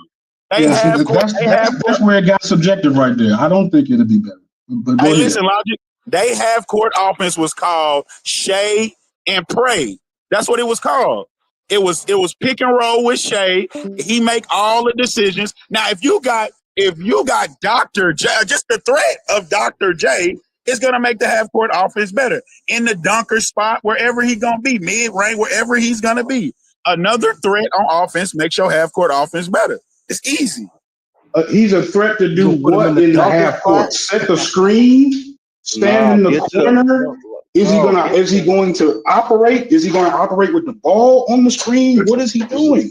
Terrible, get to the man. rim and dunk, bro. He's a good like isolation, one-on-one, attack the basket. Jesus Like y'all don't remember like They see, like I'm don't saying, like own maybe it. y'all Yeah, don't watch basketball. both of y'all. I don't Y'all think ain't a lot of breaking really down watch basketball like with that, a right? half court You know, offense. Like what That's so convenient. LeBron James, I guess hold on. everybody LeBron James, right? just one step and dunk. I guess that's what I'm missing in the No, NBA. what I'm saying is that just there walk was a past me. time that LeBron James and the Heat was dominant. Know what they decided? We ain't shooting no three. We going straight to the bucket. Like NBA players talk about that shit, bro. They didn't That's have. right. They weren't surrounded by 3-point players, 3-point shooters. Straight to the bucket, dunk on you, jam on you, get to the bucket. That's all it was about, bro. You can you said win they this weren't right surrounded way. by 3-point shooters. Dr. J No, could be it the will not. roller on the It pitch. will You not. said they He could be won't? the roller. Shane It will Battier? not. All right. Yeah, All right. Shane Say Battier it wasn't again. great. They had Mike going with his back fucked up. But look, I'm talking about that's what they talk about. They talk about the time that Dwayne Wade, LeBron said we ain't shooting no threes, bro. We going Those are straight. you talking about them too, bro. You're talking about them too. No, Right. no. Yeah, and Before I'm then talking about the only shooter they had was J. Mike Miller. You know that. Yeah, Only Chalmers was really good sometime. 3-point shooter they had Yeah. was Mike Miller. Shane I say Battier that. was a spacer. He wasn't Sometime. no great He can get shooter. Yeah, hot. Just now Mike Miller. look up those dudes' percentages. Look up those dudes' percentages. No. I was hey Chuck. You know what percentage I was gonna bring up? Because y'all keep talking about 3-point percentage, right? So I just conveniently went to the top 10. So I think y'all said that Dr. J was at 29, some shit like that, 27. What was it? What was it, 29. Petty? 29. Yeah. Okay. So I just went through the top. You know that motherfucking. I didn't even know this. Do you know Shea Gilgeous-Alexander only shoots 35%? Yes. I didn't even know that shit. 35. I was out there. 35 was kind of. He shoots 35. Wait. Guess what? Giannis. Giannis Antetokounmpo shoots 22%. The nigga can't shoot. Shit. He can't So shoot three. So apparently there are great players in this era, i.e., top 5 in this era. Nobody said you. That ain't motherfucking Nobody shooters, didn't say that, bro. Nobody said that, bro. So Nobody why said that why because are you we can't saying shoot. that we would have to? Why are y'all saying somehow? And here's the thing: I will die on this island. I don't know why y'all willing to die on that island, but this island I'll die on with modern trainers, modern tech, and him working on it in his career. Dr. J would not be a fucking 29% 3-point shooter, bro. He knew how to shoot. He ain't fucking Shaq. If he had the trainers these niggas got, the drills, the techniques, he had lethal shooter working on him. He would be at least Shea Gilgeous-Alexander, who's only Hey, you know who trains a lot of NBA players? NBA players. I don't even know what What's the point? peanut butter and jelly sandwiches, Wonder Bread. What does that even mean? I'm saying the same niggas that you saying can't do it are a lot of the people that they seek after when they saying, okay, I need some training. No, you should look that up, right? Because like the people training them may not be like Reggie Miller. Like it be niggas you never heard of, bro. Like Tim Grover. That's what I'm saying. You don't watch basketball like that, like you don't watch basketball like that. It ain't that because you know how they got them. Yeah, especially you know how they got them 3 coaches that sit on the front of the bench, and they got them 9 niggas in NBA shirts that in the back of the bench. Those is not basketball players, bro. Those is fucking special. You never heard of them. There are a lot of those. A lot of those people are ex-players. They got a bunch of ex-players. No, but I'm saying as far as shooting, the best guys to train shooting are not the shooter. Like Reggie Miller ain't the best nigga to teach these niggas how to shoot. Yeah, you don't see Ray Allen ain't a shooting coach. Ray Allen ain't out there teaching these niggas how to shoot. You never heard of them, bro. You never heard of these guys. Like Tim, I think one of Tim, I can't even remember their names. They're nobody as far as you. My point is that they're basketball players, whether I've heard of them or not. No, you said NBA players. NBA. I did say that. Okay, so that would mean Jordan would have been a good GM. That it don't make sense. It don't matter. Hey, listen. These are the top 10. Listen. These are the top 10, and it's funny logic. You play 2K. You're gonna recognize. Chris Brickley definitely in it. I know he is. Yeah, I ain't tripping. One of these niggas, the best coach, the elite NBA shooting trainers and coaches right now. Chip England, Fred Vinson, never heard Coach Dave Love. I know Mike Penberthy because Fred I saw him with the Pelicans, so I definitely heard of him. A nigga named Mike Penberthy, but I saw him in college. He played for Stanford. Right. So ask how many of those people are former players. Ben Sullivan, Jimmy Barron, Brandon Payne. And then Brandon Payne is Steph Curry's shooting coach. Never heard of these guys. Ask how many of those people are former players. I said NBA. I said NBA. So okay. I'm wrong. I said basketball. I meant basketball. So can you ask how many of those people were basketball players? Because my point is that those same people who y'all are saying that could not ever do it are a lot of the people who are training people now. Even if they didn't make it, those former players are still around. The point is that those great shooters you're talking about are being trained by players you never fucking heard of like that. That's what they're shooting coaches. But there are other basketball players who didn't make it. Yeah, let me finish. And what happened is once the 3-point line became a thing, you had players who now they don't take 200 3-point shots a game in practice. They're getting thousands up now. Yeah, because it's relevant now. So they're putting that in their game, bro. That didn't exist back then. You don't got them training to teach people how to shoot threes. There's only select few people even shooting threes. Like all that's in the game, bro. I got you. Remember when a couple years ago, and no matter what logic, only one of them was a former basketball player. The rest of them are trainers. Motherfucking Chris Brickley played college basketball. Brandon Payne, skill development. I knew Chris Brickley did, so I assumed. So I was wrong. I assumed. Yeah, Dave Love, and then Chip England. These are all college. One was a college player. I'll give you that. But hold on. Here's another thing. Here's a best example. I would say that motherfucking what's his name? Joel Embiid, when he first came into the league, couldn't shoot threes at all. When he was in the league, he still couldn't shoot threes at all. When they told that nigga, listen, you can't get you clogging up the paint, bro. We got Ben Simmons who don't shoot at all. You have to start shooting threes. That nigga became a 35% shooter. Brook Lopez on the Lakers was trash. He never even shot threes.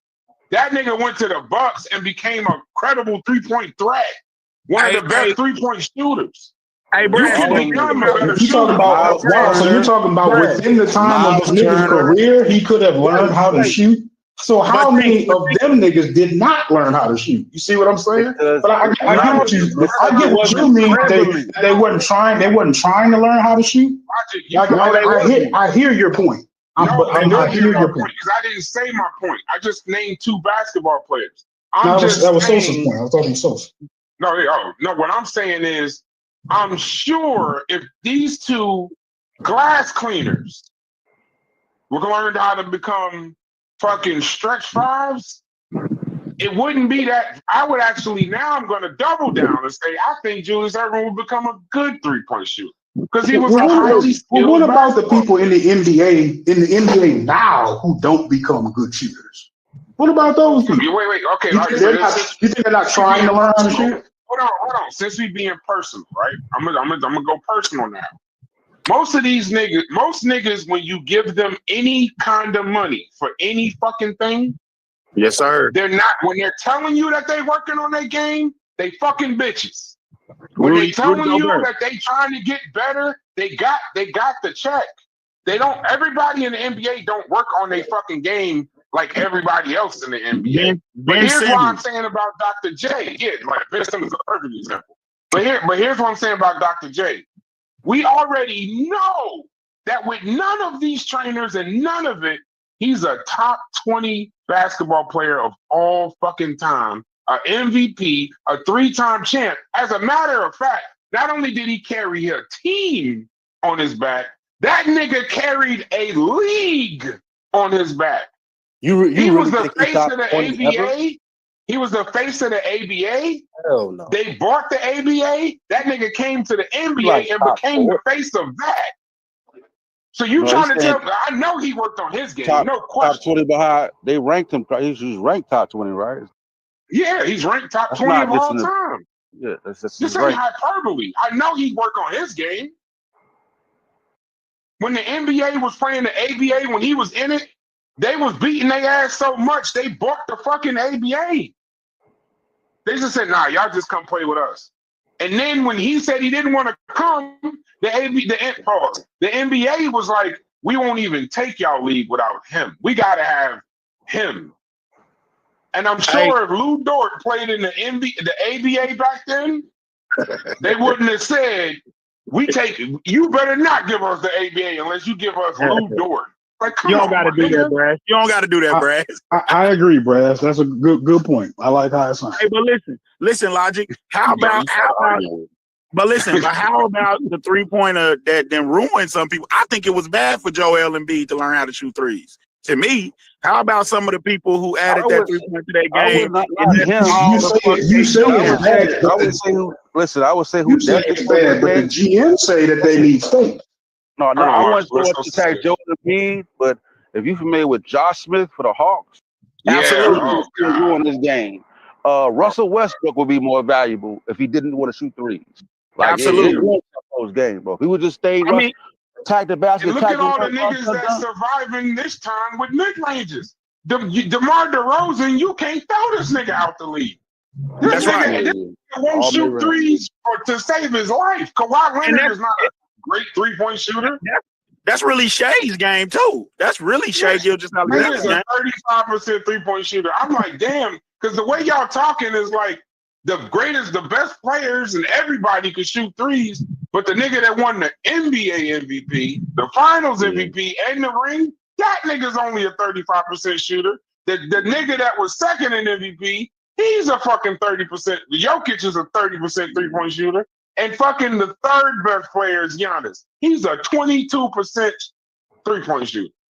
Yeah, and with analytics now, they know the shortest range is from the. So that's a lot of positions.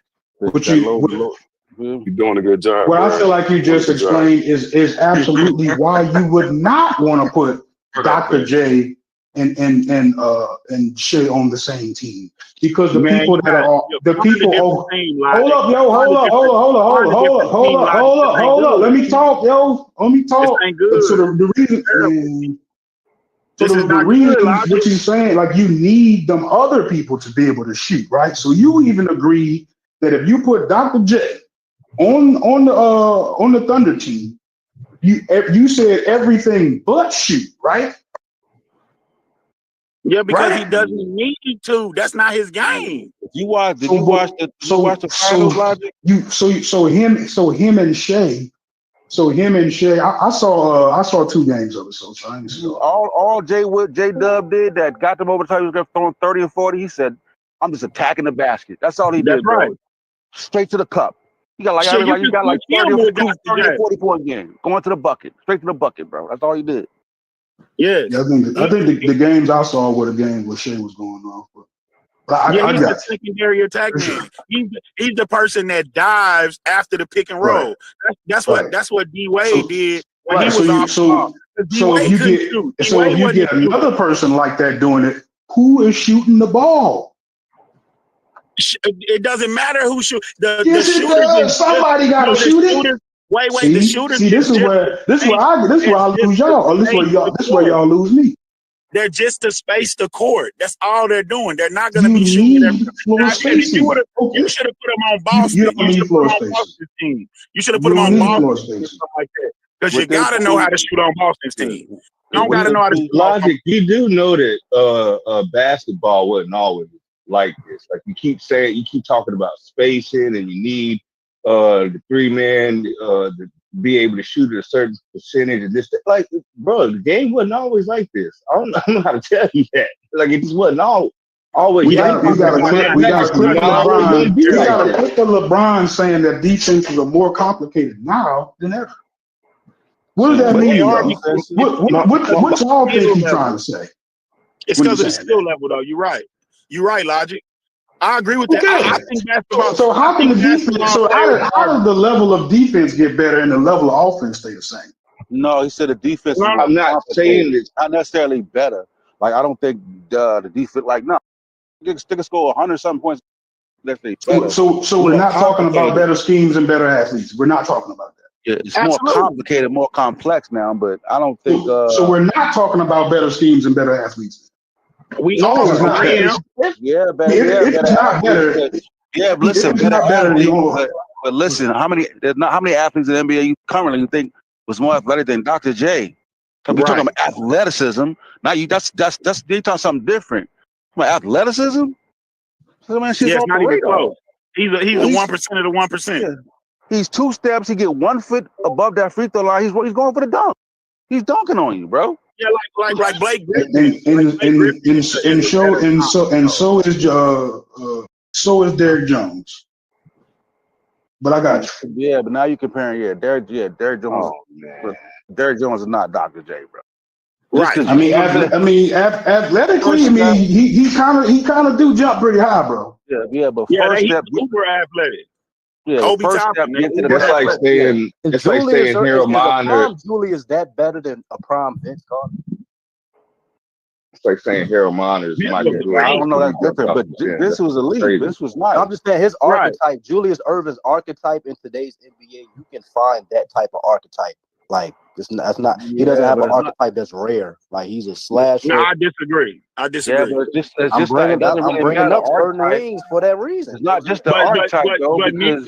But Vince Carter don't even play today, so no, you're not bringing him up. Oh no, I'm saying I brought up Vince Carter, right? A player. Yeah, but he don't play today. Hold on, let me finish. Well, I can bring up a player right now in current times. Let's think of a 3 that's very wiry. Say how tall was Julius? Yeah. Now you're trying to think. He's 6'7". No, I'm saying 6'7". I'm saying niggas say that Julius will beat us in today's league, but the reason why I brought up Vince because that was in the 2000s, and I think yes, he's an all-time player, but if he was to drop him off in the era like now, he would still be an all-star type player, but he's not going to be like top. But he's different than Vince too, though, because he was like 7'1" wingspan. He was a better shooter. Yeah, Vince was a better shooter. Yes. Yeah, he became a better shooter later on. Right, Vince wasn't a shooter when he first got there. I got you. Same thing with Mike. Mike didn't come into the game. I tried to get Julius his respect, but at the same time, like I cannot fully agree with logic, but I see like the premise of sometimes less is better than more, bro. And if you already got an SGA in Jalen Williams and Chet, some people may think if you add Julius in that fold, him being a top 20 player, wanting a certain amount of shots and all of that, that may fuck up a lot of the other shit that they got going for OKC. But why Golden State couldn't beat Cleveland with Harrison Barnes and then went and got KD and it wasn't close? Sometimes less is more. No, but when you got it'd be different if KD. What you're saying is that all-time great, it's just gonna put you over the top. It's just like they replaced a good shooter with a great shooter, though. That's exactly what they did. No, they replaced a good player with a great player. That's what they did, and that's what you be doing with Lu Dort. It's his shooting. But Kevin Durant is probably the most like adjustable superstar that you could fit on any roster, probably in NBA history. Like, so that's but they didn't win. But they didn't win. Why does he fit, Fatty? What makes him fit any? Him not wanting to be. Come on, stop it. It's his shooting that makes him fit anything. No, it doesn't. That's what makes him fit. That's not true. Bro. So what attribute are you talking about? Because if you're saying scoring and leaving out shooting, I don't know what you're talking. It's more than just that with Kevin Durant. It's his length. It's his size. It's a lot of that. Ball handling has a lot to do with it too. At Golden State, yeah, he was balling on defense at Golden State. Right. They was they one of the top rated defensive teams ever with Kevin Durant on the court. And you got him at the player 5 is crazy. Like Jay Williams. That's like saying Siakam fit into any. He don't fit on any team.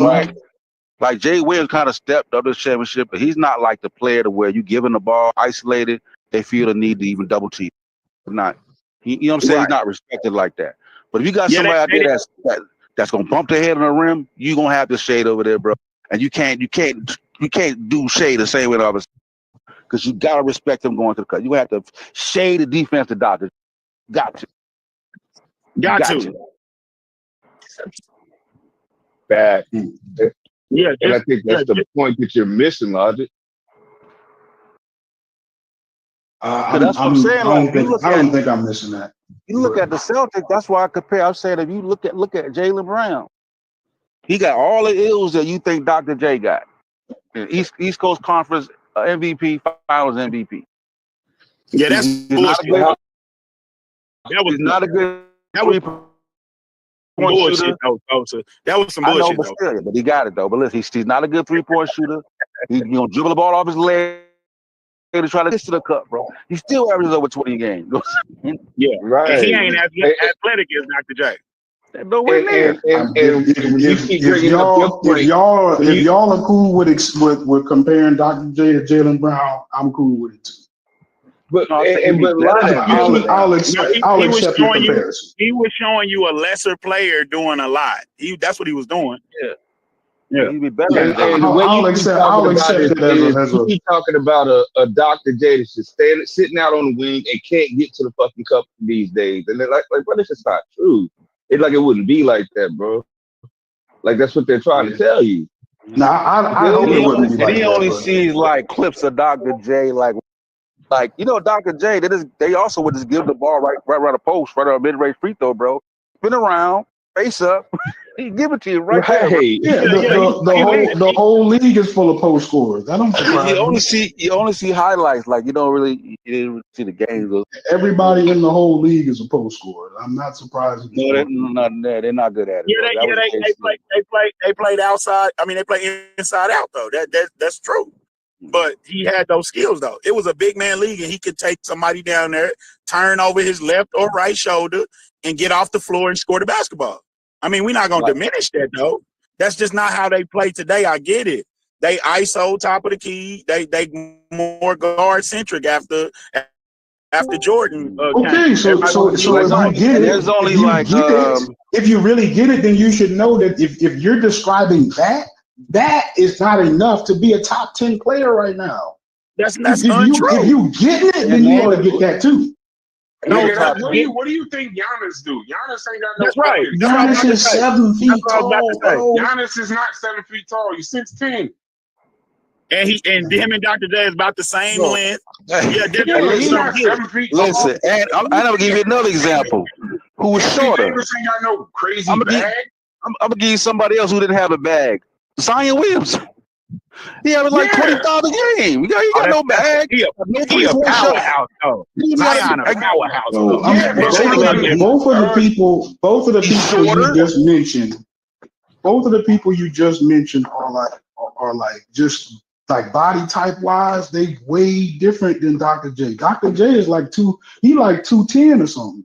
Please let me say something. Hold on. Please let me say something to you, Logic. But this is why I ended up, because I was trying to find where I got into the who's better argument. But when you make this argument and you start talking about their body style, Dr. J and Zion, there's no comparison between the player. Put Dr. J on the fucking Pelicans rather than fucking Zion Williamson. They're going to get better because Dr. J is a better player. So even if, think about that, Zion Williamson is a lesser basketball player. Fuck all the weight and all of that, right? I get that. That's part of it. That's part of his my player build. But I'm saying Zion Williamson, comparing him to Dr. J, that don't even look at what Zion Williamson is doing. I could only imagine what the fuck Dr. J would do if all he had to do was slash. Because Zion Williamson ain't a good defender, he's not a good rebounder, and he's not fucking available. Terrible. He's not even available. He's also not in question. And he's 6'4". And he's 6'4". I don't think nobody would argue Zion top 10. No, well, here's the thing about Zion. Shouts to the Pelicans. His stats, they got to do this because he'd be injured logic. His per 36 makes him clearly a top 10 basketball player. When he's healthy and he's on the court, that nigga is like 25, 8, and 4 or 5 or some shit. He's one of the top players in the league. He just can't be healthy. That's it. And and the thing is, for what the Pelicans need him for, he can't rebound. You know what? He can't rebound at all. That's why I fuck with you, Brass. I ain't gonna lie. What? I ain't gonna lie. I'm not. I don't agree with you, but the way you just did that, gangster. I don't even have another word for it. What you brought in my favorite player just because of my allegiance to the Pelicans, right? In an effort, I would have to disagree that Zion is actually good, right? In order to even continue my point, I would have to be disagreeing with you. Listen, I brought up Zion. You didn't do that on purpose. That makes you even more cold. Listen, you can't even get out like on accident. That makes you can't get out like that because I brought up. You can't get out like that because I brought up Zion Wilson. I had no idea this was your favorite basketball player. I had no idea you love him like that. I'm just. That's my. I'm just scanning my mind. I'm just scanning my mind for players that are good, that fit your criteria as trash. Basically, that's all I'm looking for. Like. I mean, so in your example, right? In your example, your favorite player can't do none of this shit that you. I know. It's crazy. You don't got the handle. You don't got dribble like this. And to be honest with you, I very serious moment, but I'm gonna tell you, Zion is trash, yo. No, Zion is trash. You don't gotta do that. You don't gotta do that, Roger. If you want to hear me talk about my favorite player, Zion is trash. No, all you gotta do is be. Yeah, you gotta be good at what you do, bro. That's his the point. His per 36. His worst part is his availability. But when that nigga is playing, like he can play multiple games in a row, and Zion was bringing that bitch up. That nigga's a dog. Yeah, when he's good. But I mean, like on a night-in, basis. Available. Listen to me. Listen, when he's available, he's good. He's just never a fucking available. And Zion knows what he's good at, bro. So he's not gonna shoot 10 threes a game. Yeah, he ain't trying. No, he gonna straight bump his head in the back, bro. Every time. But I'm saying he knows what he's good at. He's not one of the players that be like, I gotta be a 3-point shooter, so I'm gonna take 10 threes a game. Otherwise, he'd be terrible like that. He just knows what he's good at. And he does just that. I like the example. Right? So let's hash out the example, right?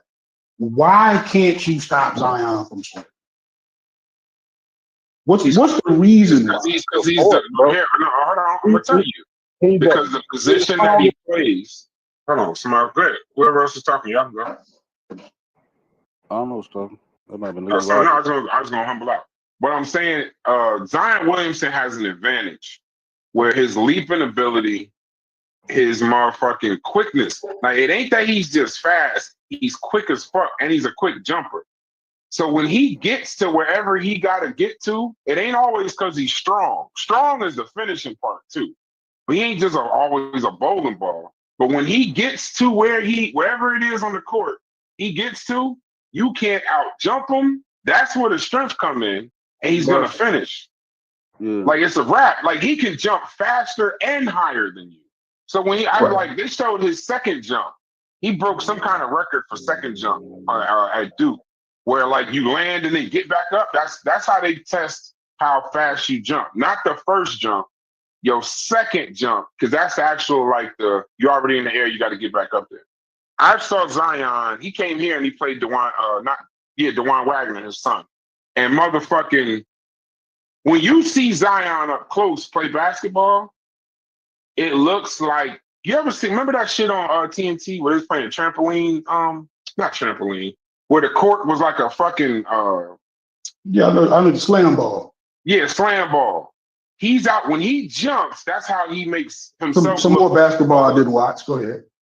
But no, that nigga, you wild as hell. But no, he's a different nigga. And then on top of that logic, you know and I know exactly what we said on 2K. The niggas, they putting big men on him. Like he's one of them Charles Barkley kind of niggas. He plays power forward, so it's a glass cleaner guarding him. He can't. He just go right around him. And then when you fuck around and put a regular motherfucker on him, they ain't strong enough. So he's a dangerous tweener. Okay, so we've identified. I heard everything that you said was unskill related, right? You didn't say anything about his ability to put the ball on the floor. You didn't say anything about his moves. He ain't got no back of the back shimmy.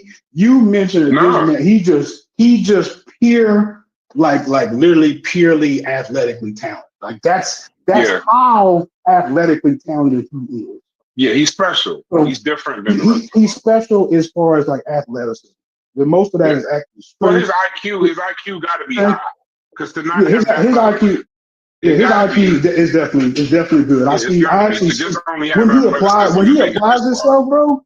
If that dude has stamina for real, then I would be like, yo, this is serious. Oh, if he work on his game. If he work on his game and get a jump shot, a mid-range jump shot, a three. Bro, this man ain't even added a first move to his game, more or less the second move. What he need to do is stop eating them goddamn beignets. Yeah, that's how crazy. Hold on, I gotta finish my point. I gotta finish my point. Let him finish his point first.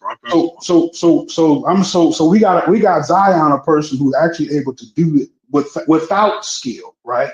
So I'm saying that Dr. J isn't like a highly skilled player, but in order for him to be something like Zion, right, we would be talking about his physical, like he would be dominating physically, not skill, right?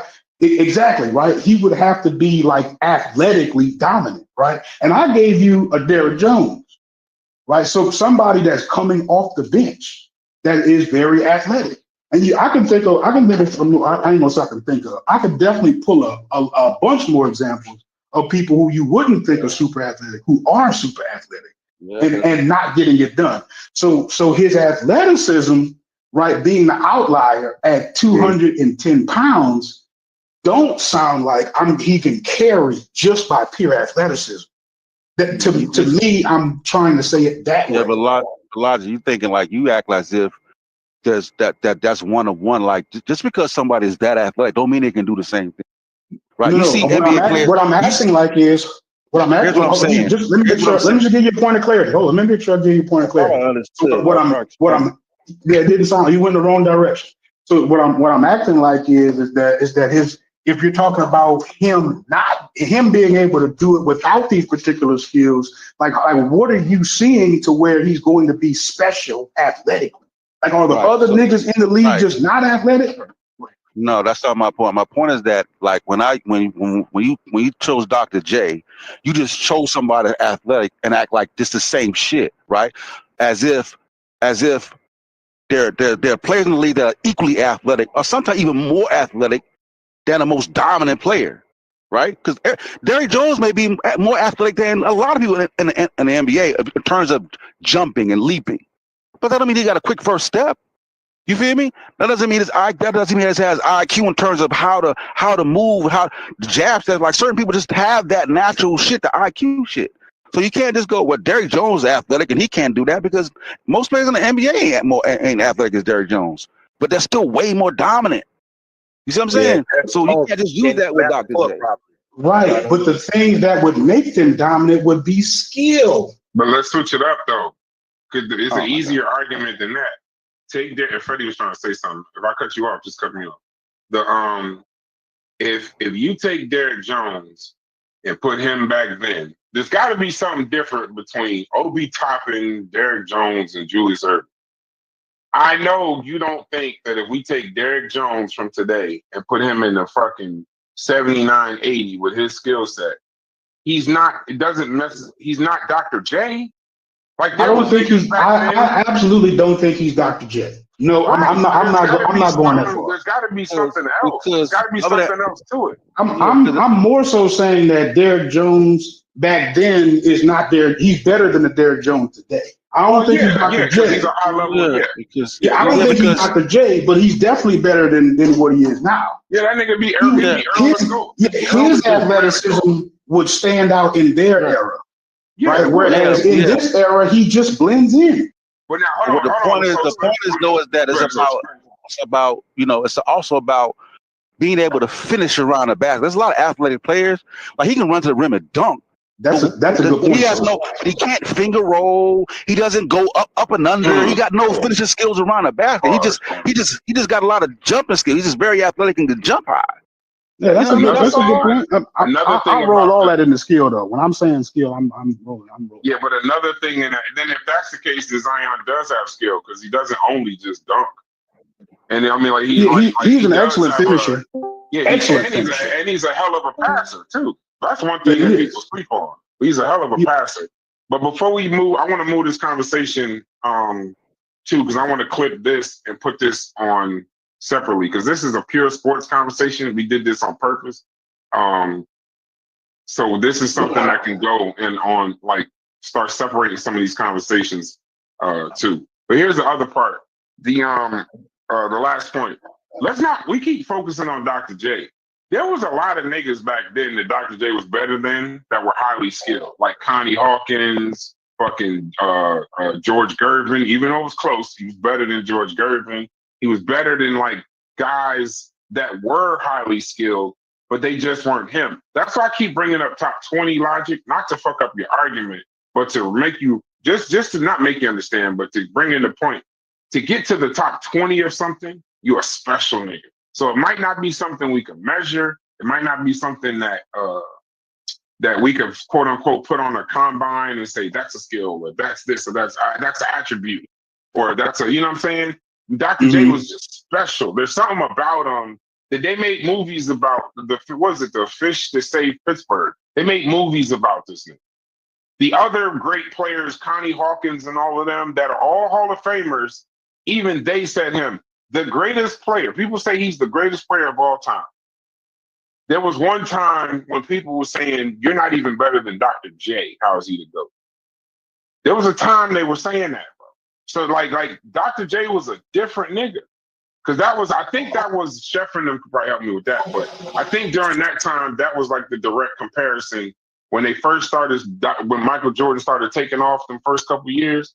I think that might have, I guess it would have had to been, right? But that would have been, had to been like, when you look back and say, who does Michael Jordan remind you of?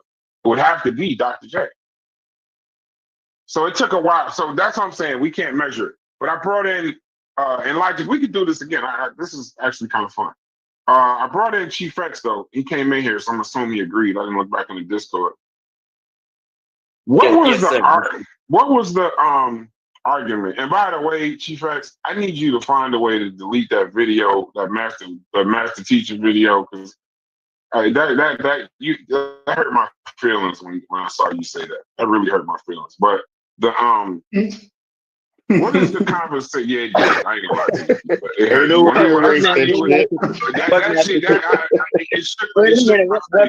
What master teacher? Oh, you talking about? Nah, I don't want to bring it up because it already shook my faith. It's hard for me to say. So, Paul, let's just move on.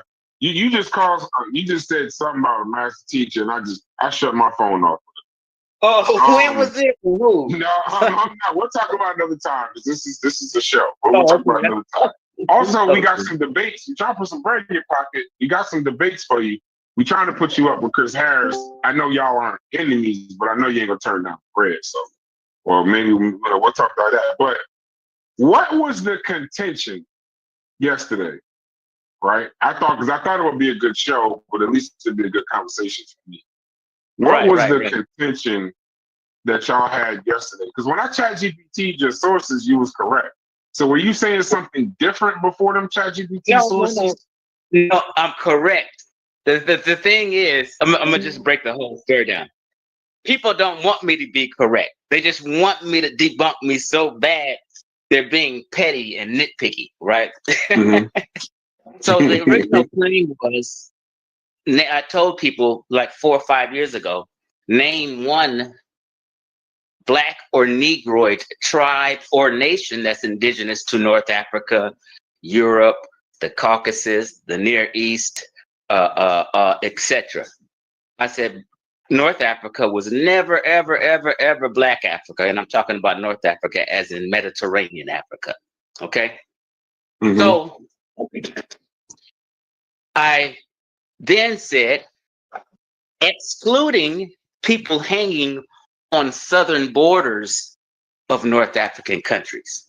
So you may have Egypt be North Africa, but on the borders of the southern Egypt, there's overlapping areas where there can be some Blacks who may live in Sudan and live on the border of Egypt, you know. So on southern borders of North African countries, you have some Black folk. So, oh damn! I owe you an apology, then, Chief. I just wanted to say that I owe you an apology. My bad. Let them cook. Let them cook. Okay, no problem. Let them cook. Okay, so send me your email. Go ahead, Chief. Right. So on the southern borders of these countries, which is considered the Sahara or Saharan tribes or Saharan people, some of them overlap. They'll be outside of North Africa and then they'll be inside of North Africa because they're on the borders. So I said, let's exclude those people because people are going to be nitpicky, right?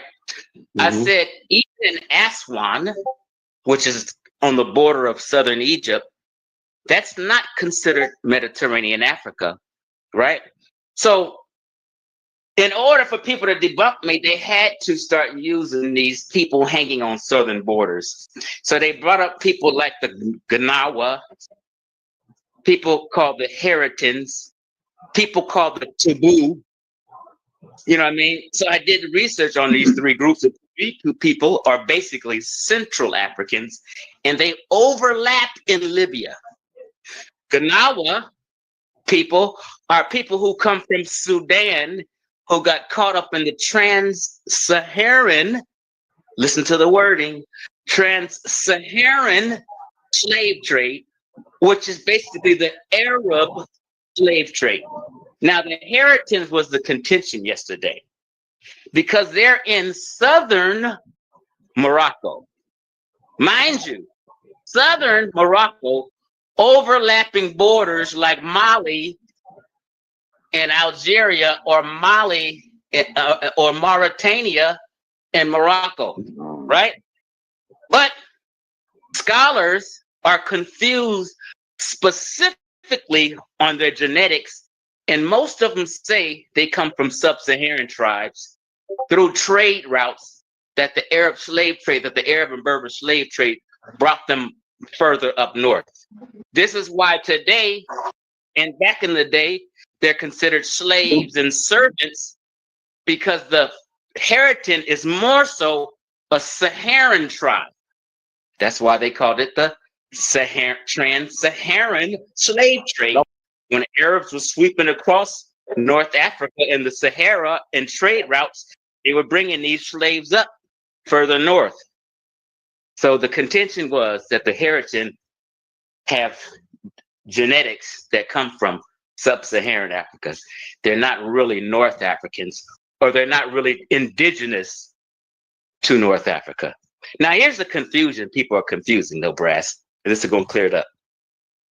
People confuse the words native with indigenous. There's a difference. Native means where you were born. So I'm a native Californian.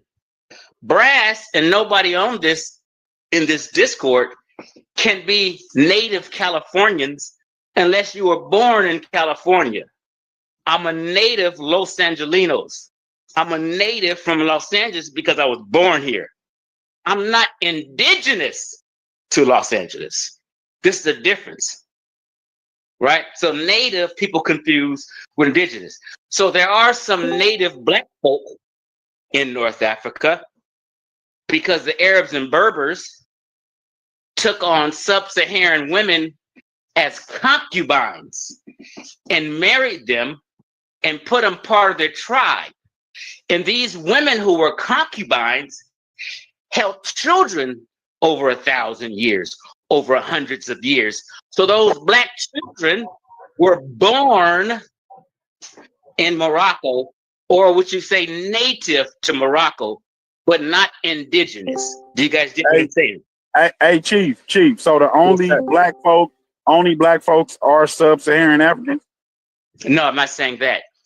You just said that. No, I'm not saying that at all. Okay, so why? Yeah. So you saying the only black folk? How did he just say that? How did he did just say that? You hear that? I know. So he said those specific words, or he said something that makes that claim. He said those. He said those specific words. I wouldn't even cut him off if he didn't say that. He said. You said where we getting confused is that the Berbers mixed with sub-Saharan Africans is where you see the black folks. So that's why I asked you. So are the only so the Berbers could have mixed with somebody else and made black folks, right?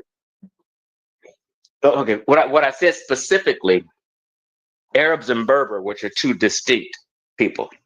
Okay.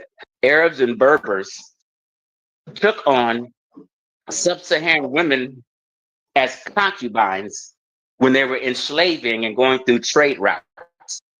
And those babies were born, had a black mama and an Arab daddy.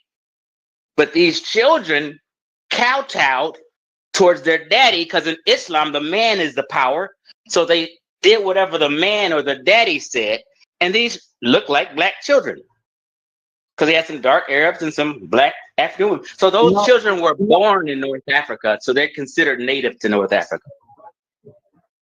No, but they are black folks, right, Chief? Yeah, what I'm saying is when the Arab had a baby with the black African mama, a lot of those children come out black. So they're native, so they black folks. No, listen, what I'm saying. I've just said that. Listen, it's not a gotcha moment. I'm just clarifying. Those children are native to North Africa, but not indigenous.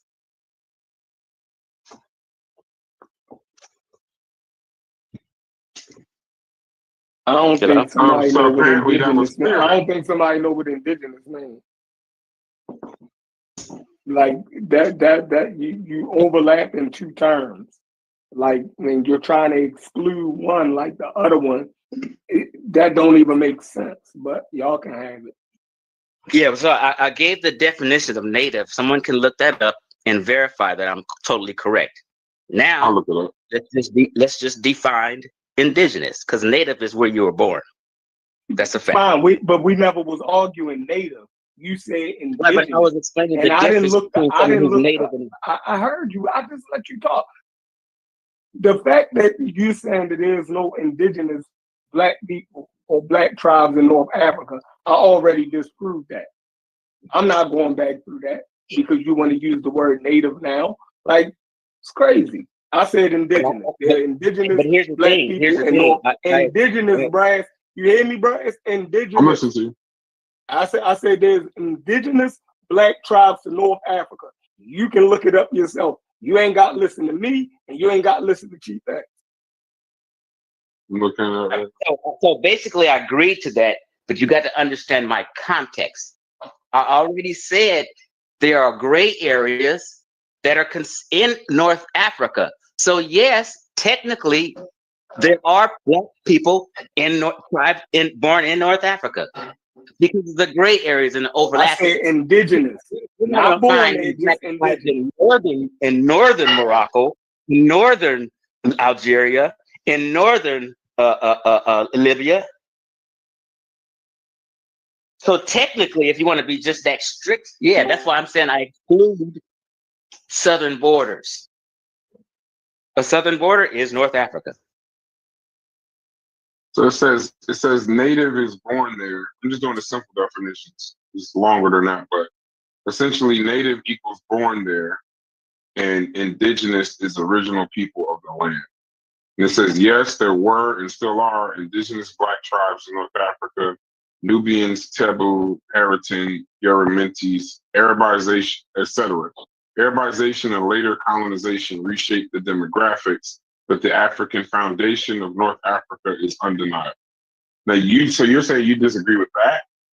Ooh. No, I agree with that. So the tribe that you named, you just named case closed. Case closed then. Right. No.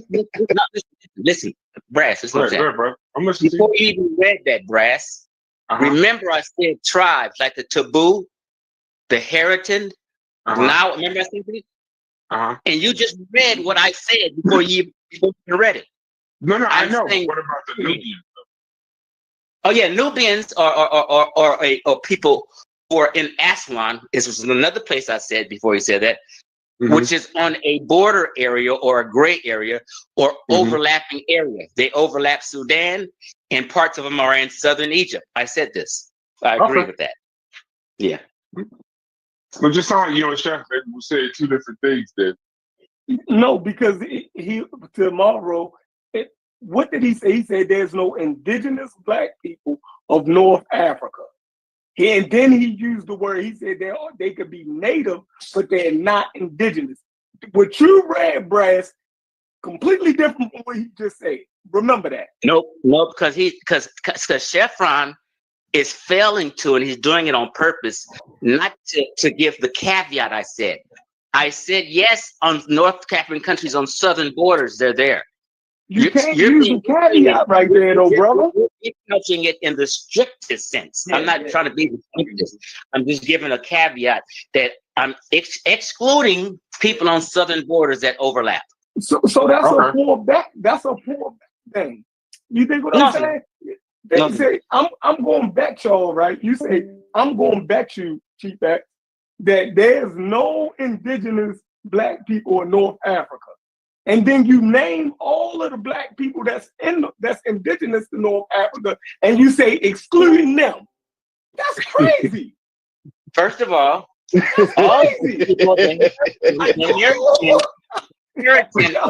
Haritan were brought up further north through the Saharan slave trade. That's why they're considered slaves. This is not that complicated. Yeah, I ain't say nothing about no Haritan, right? So he's going to keep using the Haritan because he feel like he got a point. What was the tribe you was naming? What was the tribe even the Haritan, even the Haritan, listen, just because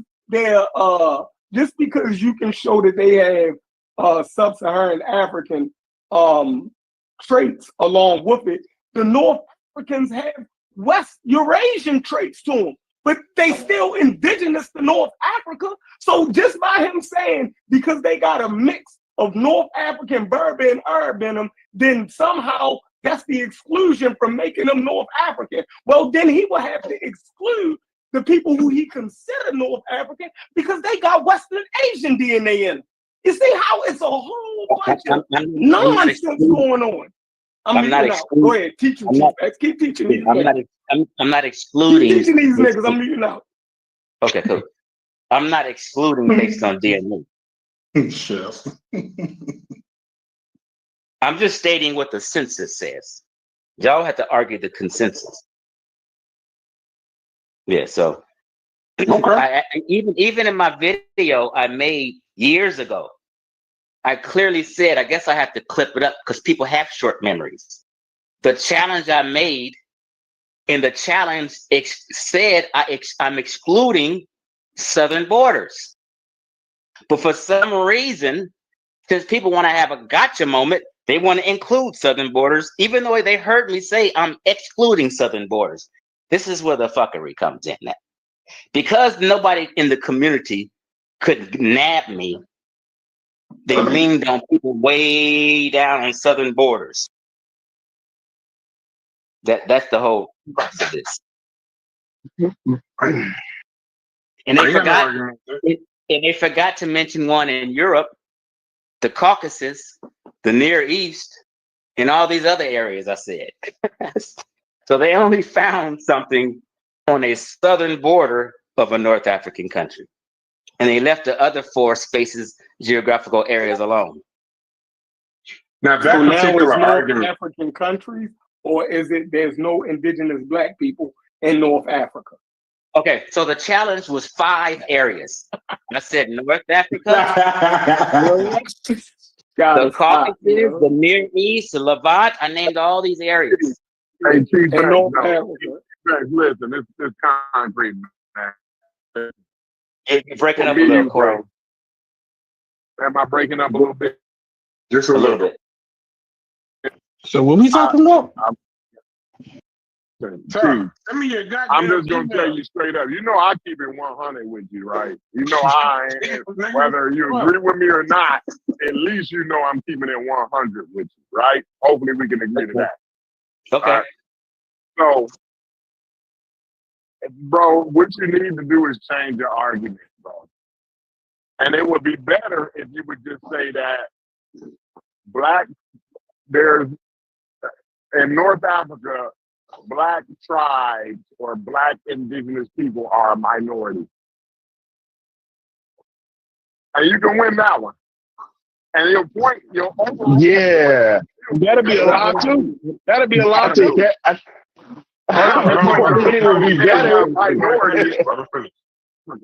Right? And then, but you can still make your overall point by just saying that they're a minority, bro. Right? Same thing with America, right? When you get the Abos and they say, well, the niggas was here already. Niggas been here. The niggas is indigenous, right? And then you can't say, well, it ain't never been no niggas here, right? But what you can say is the niggas is minority. So when you go over, just like somebody said, well, what if the aliens came down 2,000 years from now and they was looking at who built America, right? At no point would they think sub-Saharan Africans built America, right? Not that there were no sub-Saharan Africans in North America. It's just the overall vast majority of genetic signatures and skeletal remains, right, would be Western European or Western Eurasian. Yeah, but the sub-Saharan did build America. That's insane, Corey. No, listen. We can say that, and it's a lot. Well, I'm talking about. Yeah, it's just a horrible analogy. No, it's not a horrible analogy, bro. It is because you just lied within the midst of the analogy. No, like he doing. So maybe, no. It's a good analogy, Corey, because he's doing the same thing. You're right. Never mind. Let me shut up. Keep going, Corey. I'm just trying to say that when you look back at the genetics and the skeletal remains, right, you'll see mostly Eurasian. And then even in the sub-Saharan, even when you find the sub-Saharan people, right, they still got Eurasian genetics in them. So that's all I'm saying. Like it would be better, or it would suit you better to go with the minority argument. If you're gonna argue that at all, I don't even know, Chief, to tell you the honest to God truth, bro, I don't even know why that's an argument, though. Why would you even say that? Can you clarify that for me? Wait, Corey, did you just say when you find the sub-Saharan people, they got Eurasian signatures? Yes, in America, yes, you do. Oh, okay, you saying in America. That's why it's a horrible analogy, though. But you do, though. You have. Yeah, I do. I do. 8,000 years later, of course I do. Every last one of us on this page is a nigga, and every last one of us. When we talk about ancient times, that would be a horrible analogy. The way you said mixing and the slavery. Why would you bring that up? America would be ancient 2,000 years from now. Sound crazy, Corey. You don't get that America would be a ancient terrible analogy. Years from now? That's not analogous. Just stop it, Corey. Go back to saying good shit. It would be ancient. It was terrible. 2,000 years from now. That's all I'm saying, bro. Yes, but then when you go into who built the stuff, that's where you mess. That's where you fuck it up at. Well, who populated? Okay, fine. I might have misspoke with the build. What was the population, right? Because they ain't talking about when. What are you talking about when? Hey, yeah, they is talking about who built it. who built North Africa. He's not talking They about are. that. They absolutely are. That's the time period they're really talking that's about. what I Why was would they talking be about. arguing over mud mounds, Corey? You say that yourself. Why would they be arguing? You know what they arguing about. So was y'all argument about who built North Africa? Of course it is. What else would we have to go off of? It's not what I'm arguing. But then you can drop it off anytime you want to. Otherwise, what will we have to go on? What is you really talking about, Chief X? What is people really arguing over North Africa for, Corey? To be serious. No, the population win, Corey. Win. Yeah, let's get Chief X to the conversation. I invited him in here to whatever. So engage with him. Chief X, was you not talking about the population or not? What were you talking about? Win, Chief X, win. Well, okay, there's two people. I love that. When are you talking? But what, Branch? Just listen to this. Why would they be arguing over mud mounds? Why would they be arguing over desert land? Come on now, be serious. They're not talking about neither one of those, bro. They're talking about the people. The people win, Corey. Win. Hold on, it can't be overall because that's nonsense. It's just like you talking about now in America, talking about the people overall in 2025 rather than 1865 would be nonsense. No, niggas be arguing dumb as shit, bro. Hey, Freddie, what time on Monday you good? Hold on, you can clarify. Because my argument wasn't that I knew the draft. I'm saying. So wait, who said the dumbest shit? So wait. Whoever came in and said this is the dumbest shit. Wait, let me just talk to them. So arguing about people. Wait, arguing about harder than what it is. Arguing about. Damn. Wait, because I can barely hear y'all. Arguing about people in no specific time period. How would that make sense? Is that Fetty? Okay. Hold on. Bro, you've been having this combo longer than me. And you asking that question. Hey, one mic. Who's asking that question? I'm asking you the question. Who? It's Tuck and Corey. Bro. You can no, that wasn't Corey. I know Corey's voice. Yeah, this is Tuck. This is the pseudo killing, magi arching, tri-media Tuck. I was trying to be serious. I'm being serious too. Hey, Chief X, I ain't been kicked out this group yet. You ain't gonna get kicked. Is that Logic talking? No, that's Tuck. You don't know Tuck? Oh, okay, I got you now. Okay, dang, okay. You never heard me say that. Can you answer the question? Whoever it was, can you answer the question too? Yeah, he is clear, Smalls. And could somebody explain the topic? Because Mel's trying to figure out what y'all talking about.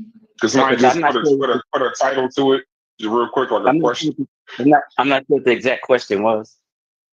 Well, whatever y'all debating right now, Chief X, put a title to it. What are y'all talking about? So just for clarification, so people understand something. Like in this conscious community, everyone claimed ancient Egypt, right? They didn't claim Libya, Algeria, Tunisia, Morocco. They claimed Egypt. They didn't say Algerians is our ancestors, Tunisians is our ancestors. They said Egyptians is our ancestors. Why? Because Egypt is the mystical, magical place and it has all those achievements in buildings and temples. So they want to claim those achievements. They didn't claim nowhere else. There's a reason for this, right? So for instance, North Africa. What's the reason? North Africa, because I'm addressing something someone else said. In places like Tunisia, Algeria, and stuff like this, they're not even 2%. Somebody needs to mute out, please. Hey, Tuck, when you're not talking, you gotta mute out. It's like a fan in the background. Okay. So places like Morocco, Tunisia, Algeria, like America is 14% black folk, 14% Negroes.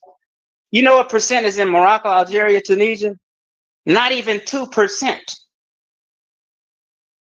Now, Majority of those 2%, if you just want to lean on them, that makes you happy. Oh, we got 2% in North Africa. Like, calm down, y'all. Now, half of those 2% came up from sub-Saharan Africans and their servants there right now. We barely had a presence in North Africa, whether you're talking about southern North Africa or northern North Africa. We're very, very, very, very, very low in percentage. So when Corey says the minority, I agree with that. But the minority, in my opinion, were natives and brought there, but not indigenous. That's just my opinion. So I don't know if I answered the question because maybe it was so much going on. And yeah, but when are you talking about, Chief? That's why I talk about time period, and it's important you talk about the time period you're talking about. You're talking about history. Right now, the Arab Republic of Egypt? Even right now. If you go to Egypt, you might what see do you mean even right now? So what was you just talking about? Listen, I'm talking about same thing Corey was talking about. We're such a minority. Right now or when? When are you talking about? I'm talking about ancient history and now. No way. That's no way that's what you're talking about. If anybody goes to Egypt right now, you're gonna see about 99 Caucasians, then you'll see one black person. You're barely there. Everyone knows this. That's why I'm trying. All these people coming back from tours of Egypt, acting like it's a whole bunch of black folk there, and they know it's not. You'll barely see black folk walking around Egypt unless they're on a tour. Those are not our lands. That's all I'm saying. In general, we can be nitpicky about 1% and 2%. I'm just saying black folk is not really indigenous to North Africa. But if you want to lean on 1%, have at it. If that's what makes you, if that's what gets you hard, pause. Have at it. Jesus Christ. Nah, but I'm saying like yeah, I was about to say in what you're saying. In what you're saying, if that's enough for somebody to win the bet, though, you still got to pay up. Right, I was just about to say that logic. Like 1% is still a percent, though, Chief X. Like you said, you said 0%. Again, you forgot in the challenge for the money. I said excluding southern areas. I'm just humoring y'all now about southern borders. But in the challenge, I said exclude southern borders. So that means I don't owe nobody nothing. Oh, well, now, okay, yeah, that's so that's why nobody should listen to your back. Wait. But wait. No, hold on. Because that's what I was apologizing for, though, Chief X. I didn't know you ever said exclude southern borders, right? Because these black turkeys is fronting on you. Right. Well, so check this out. Could someone do that? Could someone show some indigenous black North African tribe excluded down there? Them southern borders don't even exist. But wait. That's what it. But wait, I know the borders are fucking man-made and it's some bullshit. I get that, but they exist, and that's what he's asked. That's what he's saying, though, Tuck. So if that's what he's saying, like. Could like, and I want someone to treat me like an idiot. No, they don't exist. He's lying. They do not exist. How can you talk about something that don't exist? Right, Chuck. Come in. I don't even have an opinion on something that don't even exist. He's talking about southern borders and people being different people. They don't even exist at the time he's talking about. I'll clarify what you're saying right now. You try to see people say this. Ancient humans, there were no borders, and this is okay. Let one West African tribe walk into another West African tribe's area and see if they don't get their head knocked off. How would you know where that is, Chief? No. I'm not there. Listen to what I'm making a statement. Listen to what I'm saying. You're making it up. I know what you're doing. Listen. I got you covered. Listen, I'm going to give you a great analogy. Asante tribe. They say Queen Nzinga's a tribe.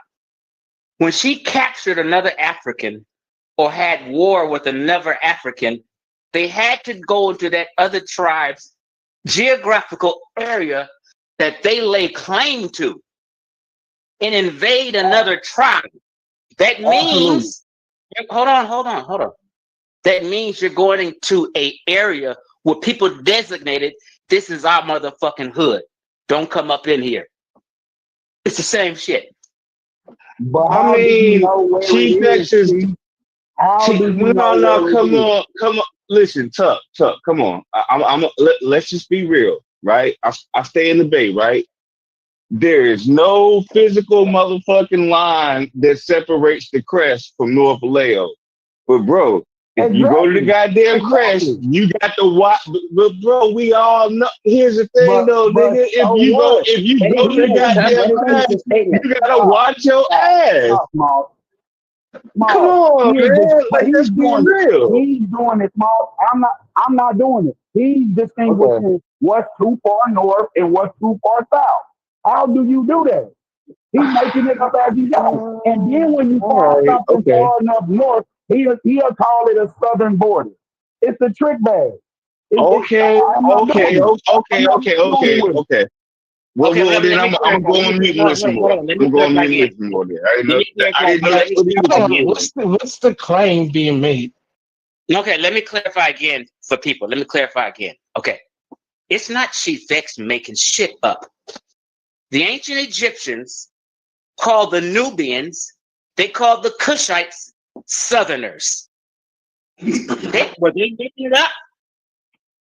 They called them Southerners because they know they were from another geographical area, not Egypt. And they were considered their enemies. And they set up borders. You can't cross. See, where you messing up is I'm still lost on what the claim is.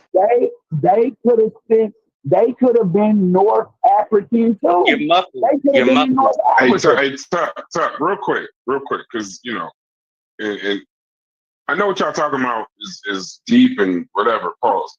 What is the goddamn? The man done asked, what is the claim? And for some reason, whatever y'all saying, somebody who is competent can't get it. So, can somebody simplify what is the claim being made? Y'all would dispute. And I would think Chief X would be the one who needs to state that. Tuck, let Chief X do it. No. Chief X did it twice and Mel didn't get it. Tuck, just in the simplest terms, what is the claim being made? Well, this is why when I was telling the claims. No, that's who I asked. That's who Mel was the reason why I asked for somebody to state what y'all talking about. He heard me twice and didn't get it. You want to do it again, Chief? You want to do it again, Chief? Okay, go ahead, Chief. Talk to Mel. Talk to Mel's trying to get the point. Yeah, man, please, Tuck my out and mess my argument up on purpose. The claim is there are no black folk indigenous to North Africa. No, let him finish. Tell me his point. There are no black folk indigenous, Negroid. There's no Negroid nations or tribes indigenous to North Africa, Europe, the Caucasus, the Near East, and places like those, excluding southern borders. And I asked people to name one tribe, and they failed in 4 years. Hold on. So you're saying outside of sub-Saharan Africa, there are no black or Negro peoples that are indigenous to areas outside of sub-Saharan Africa? No, I named specific areas because if I say India, somebody gonna say the Adam and Eve. We're going to exclude India. You're including Europe. Hold on. Let me just clear clarity. If I said Southeast Asia, people gonna talk about the Negritos and the Philippines. So I was specific areas. I said Europe, the Near East, the Caucasus, right, and the Levant.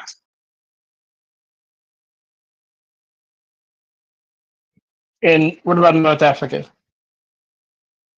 Yeah, that was the first one. North Africa, excluding southern borders. Yeah. What about area known as Russia today? There's no black folk indigenous to anywhere in Russia. Ever in the history of mankind. Ever, So, never in Europe in the history of mankind. Okay.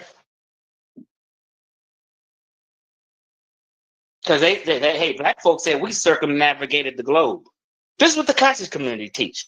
We circumnavigated the globe. We migrated everywhere. We were the first everywhere, they said. But outside of sub-Saharan, is anyone yet to disagree with evidence? Say it again. Has anyone yet to disagree with evidence? Well, yeah, me and Chef disagree. Me and Chef disagree. There's been three answers. What evidence did you present? Hold on. The answers were the taboo, the heritage, and it was another answer or two. But all those answers, the taboo and the heritage, they're all on southern borders. On southern borders of North Africa. Are you saying are they indigenous to North Africa? Oh my God, we went over that already. No, not specifically. Hey, Mel. More specifically, what he's talking about is the Sahel. He want to. So he's talking about the Sahel region, northern. The Saharan and Sahel. I'm excluding. That's right, Corey. Okay, so you're excluding the Saharan and the Sahel. Okay, so the taboo people would be in the mountain range in the Sahara. So according to what you're excluding, they don't count. Right. Gotcha. Yeah, this is why it's important to get some clarity because, all right, so outside of the Sahel region, the Sahara. Just for clarity, the taboo people were named. Now, 80% of the taboo is in Central Africa, but there is 20% of the taboo on the southern border of Libya, which is North Africa. You see what I'm saying? So I agree. Yeah. I agree. Yep, they're in Chad and Nigeria, but yeah. So, are those taboo indigenous, T-Vex? Are those taboo indigenous? Well, southern Libya? Right. Well, here's the clarification for the taboo. The taboo are a Can you hear me now? I heard you the whole time. So keep going. Okay, I got it now. But here's the caveat with the taboo, Corey. The taboo are a nomadic people. They don't even have a homeland. Berbers are nomadic in North Africa. So the Berbers are the opposite people. You have so many mobile people. Now there's a caveat there, Chef. I heard the caveat in your statement. I heard it in your statement. What he just said. Let me tell you what. Let me tell you what I heard you say. You didn't hear. You probably didn't hear yourself. You probably didn't hear what you might have been a split, right? Mm-hmm. But you said that the Berbers are nomadic in North Africa. Meaning, you said in North Africa, though, right? So they consider the North African group, but they nomadic. They go all the way down into the Sahel. But they move around. No, they go all the way down into the Sahel and into Niger. It's Berbers all the way down in Niger, Corey. Okay, I'm just trying to be clear. I'm trying to be fair. I won't be fair. You're talking about a lot of times. This is what happens, Chef. You're talking about a vast area that you can't even make a statement like that and think that it's coherent. It's too bad. North Africa is so huge. To say it's no black tribes indigenous to North Africa is just factually wrong. That's my point. And then trying to make it's sounding like it's getting to be sounding like that, Chef. But I do still want to be fair, right? You can't be fair when somebody when they make a statement about a whole area and then they exclude. You want to be fair? Hold on, and then they exclude everybody that fits the category. So that's crazy. You know what I mean? Like you said, if I was to say, if Chief X was to tell me that yes, there's indigenous black tribes in North Africa, they are a minority. And the great civilizations in North Africa, those black people did not create them. If that's the statement, then fine, I'm with them. But to say that there's no indigenous... But I try to tell you, Chief. Yeah, like he think I'm just arguing with him just to be arguing. I got a question. Corey and Chef, this clears it all up right here. This clears it all up right here. If you ask the question, are the Berber is another word for Berber is the Amazigh. They are indigenous to North Africa. If you ask, are the Berber and Amazigh indigenous to North Africa, it's going to say yes. The Haritans are not Berbers or Amazigh people. They're another ethnic group that comes from way further south. They're not really considered indigenous. The Amazigh and the Berbers are indigenous. The Haritans trace their origin to the Maghreb region. Yeah, they have some Haritans in the Maghreb region, Mauritania, stuff like that. They say that that's their origins. Is in the Maghreb. So if their origins is in the Maghrebi, right, bro, then those are North Africans. Just to let you know. That's not where their origin is. Okay, yeah, he said that. That's what Mel said. You got certain groups that have ancestral homelands. The consensus and the majority says they come from sub-Saharan African tribes. Another thing I would bring up is before you say that, let me say this. I also posted in the Discord Black Moroccans, Southern Moroccans, telling you where they're from, and they said Sudan and Northern Mali. So you don't have to listen to Chief X. Listen to what them Black Moroccans say their ancestry come from. Corey, they said their ancestry come from Northern Mali and places like that. So you got to argue with them. They got their own mouths. If somebody can just look at how large North Africa is, if somebody can just look at how large North Africa is, and then think about black people as being the most successful group of Africans, cover the most territory in Africa, and to sit there and say there's no indigenous, the whole United States and there's Europe. no indigenous black Europe people and the United in North States Africa. North Africa. That's crazy. That's crazy. Like, and that's the point. If the point is to show that with the conscious community saying that the black people was the ancient the Moroccans, the Moorish Empire, the Egyptians, the Carthaginians, if you're arguing against that, I would say, yo, I'm with you. But to say there is no indigenous black people in North Africa just because they wasn't a prominent group there, it's crazy. You just trying to win an argument. I agree. You're just trying to win an argument. I'm with you, bro. There are some in overlapping areas. I keep saying that. Indigenous. So I'm saying that there are is an overlapping area. I'm making a new claim. I'm betting $100 right now for anybody to show me that there's no indigenous black tribes in North Africa. I just reversed it. Okay, that's another argument. No, it's not. It's the reverse of yours. And I'm letting that. If your argument is true, then you'll be able to disprove mine with the truthfulness of yours. I said excluding certain areas. Exactly. I ain't excluding them. Yours is just blanketed. You don't care about overlapping areas. You don't care about overlapping areas. You don't care about gray areas. You're gonna win if you don't care about anything. You're gonna win. Hey, real quick, if I could jump in. So, where'd you put the Tuareg, Chief X?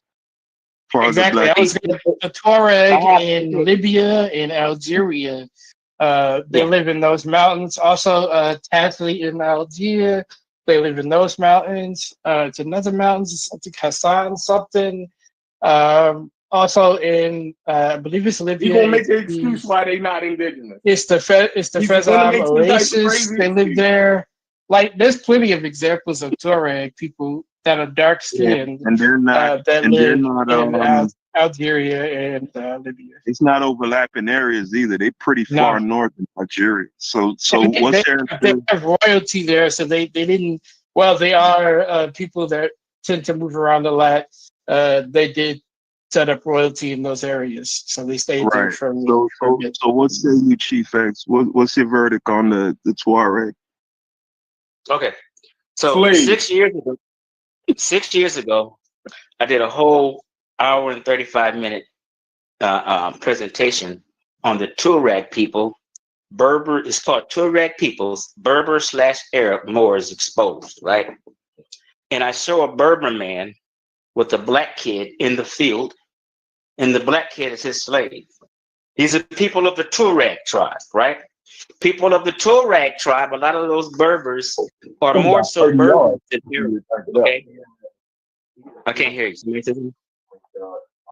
Somebody need to mute.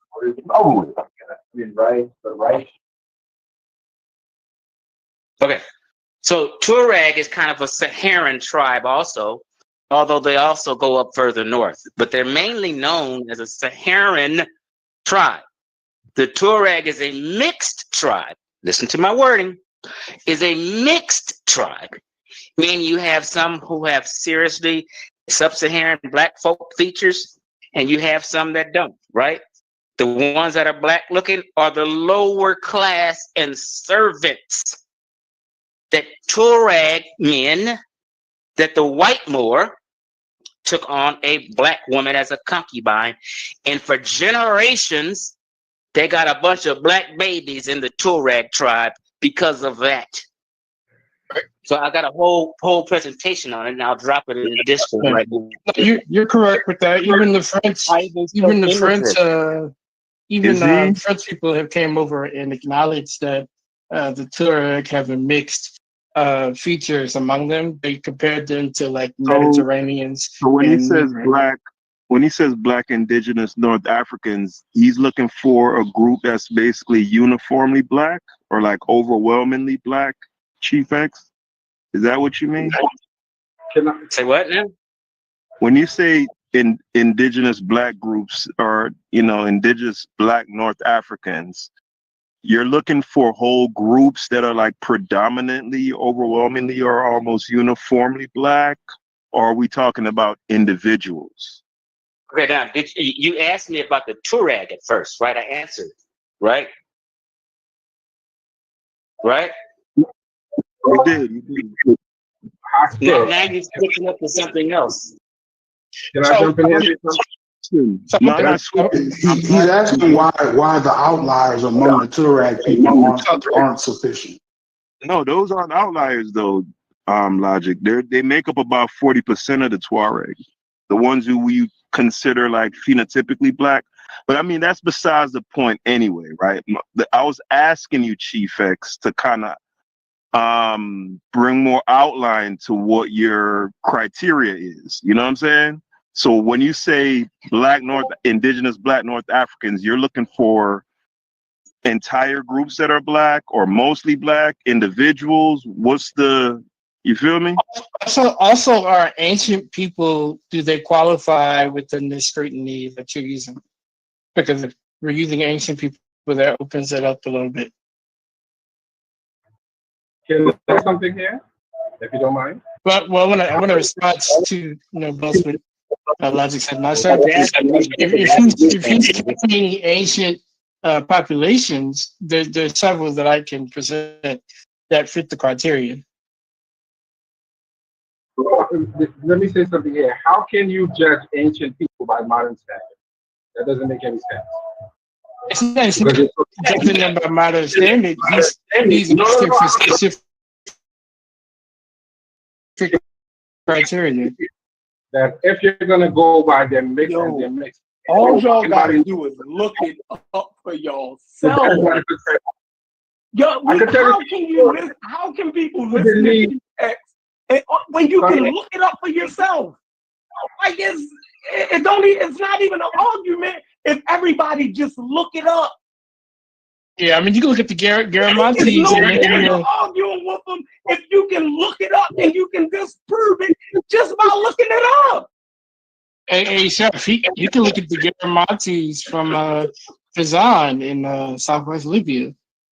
They got artwork displaying them. In fact, a lot of the when I say Greco-Roman writers saw them as Negroes. Is But you Prefect have there? living black people, living tribes right Hold now. on, You don't because I even ain't get have an to go answer. I historically. ain't get an answer to the You don't question, even right? need archaeology. You can look Well, it up right now. There are black indigenous people living right now in North Africa.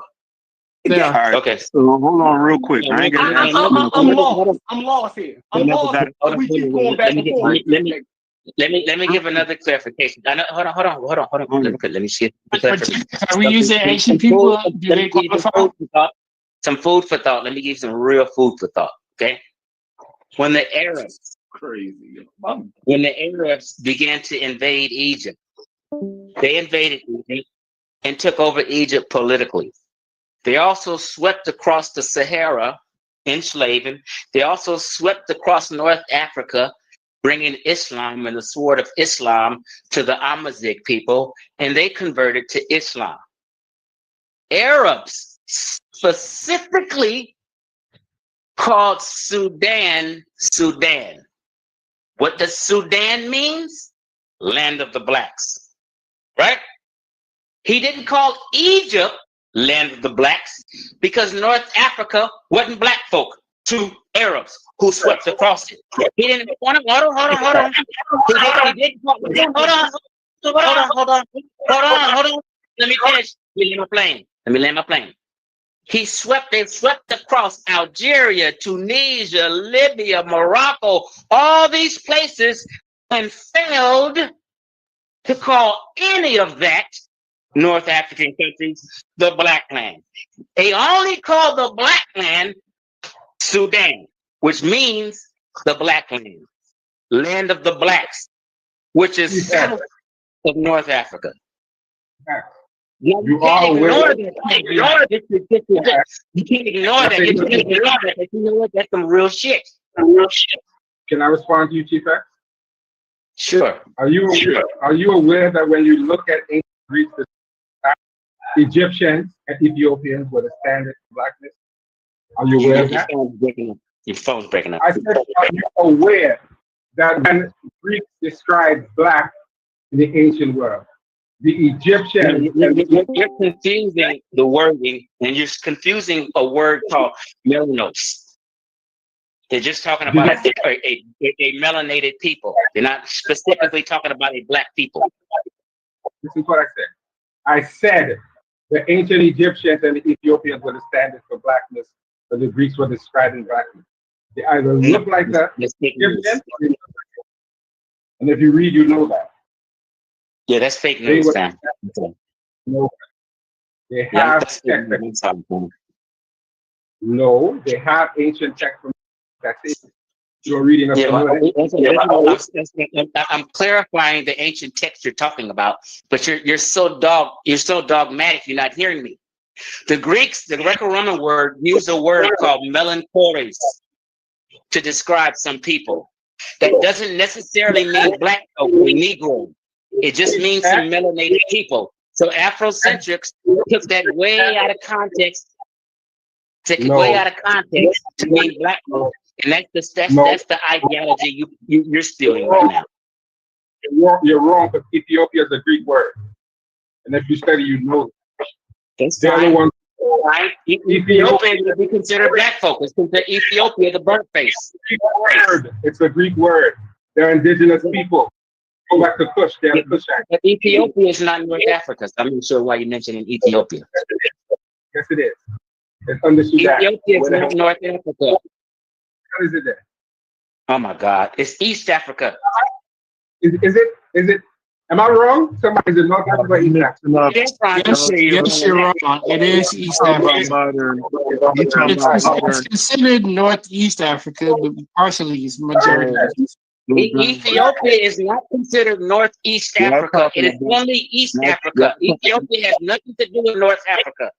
Chief X, hold on. You're talking about modern Ethiopia. Joel is talking about it. Here we go. Here go the mind games. I'm simply saying Ethiopia is East Africa. You don't want to agree with that, Haskell. And you know I'm right. It's No, okay to you're agree not. with me. Listen to what I'm saying, bro. So Joel is talking about. is Hold Ethiopia on, East bro. Africa? Listen. Yes, No, it is. Haskell, let me know that first before you go Yes, on. but Is listen, Ethiopia? yeah, Thank you. bro. The other guy don't know what you're talking about. Let's just get that clarified first. Chill out. The reason why y'all I having don't want to think all y'all is crazy thinking Ethiopia is part of North Africa. a he's Let's get that talking straight. about Chief X. He's talking about the Sudan when he says Ethiopia. No, he's not. No, I'm talking about Ethiopia. He's talking about Ethiopia. I got good comprehension. So don't stop it. I got it. Joel, you think modern Ethiopia is in North Africa? I'm asking. I could be wrong. If I'm wrong, then correct me. No, it's not. Well, Sudan is. Sudan is. So, Sudan's considered part of North Africa. The UN considers it a part of North Africa and some other bodies. Well, then those people in Sudan are indigenous North Africans. So that's one. So now the African Union, because the African, they say here goes the caveat with that. That's the UN considers it. Hold on. There's no caveat. Somebody got to mute out. Somebody's really messed up now. There is no caveat. They're indigenous people. Okay, so let me hear me out. The UN considers Sudan North Africa. The African Union considers it sub-Saharan Africa. That's the only caveat. If you didn't know that. So, what's the difference? North Africa. I'm just saying there's a dichotomy. It's okay. I don't argue that. I've said 100 times. I don't argue whether Sudan is sub-Saharan Africa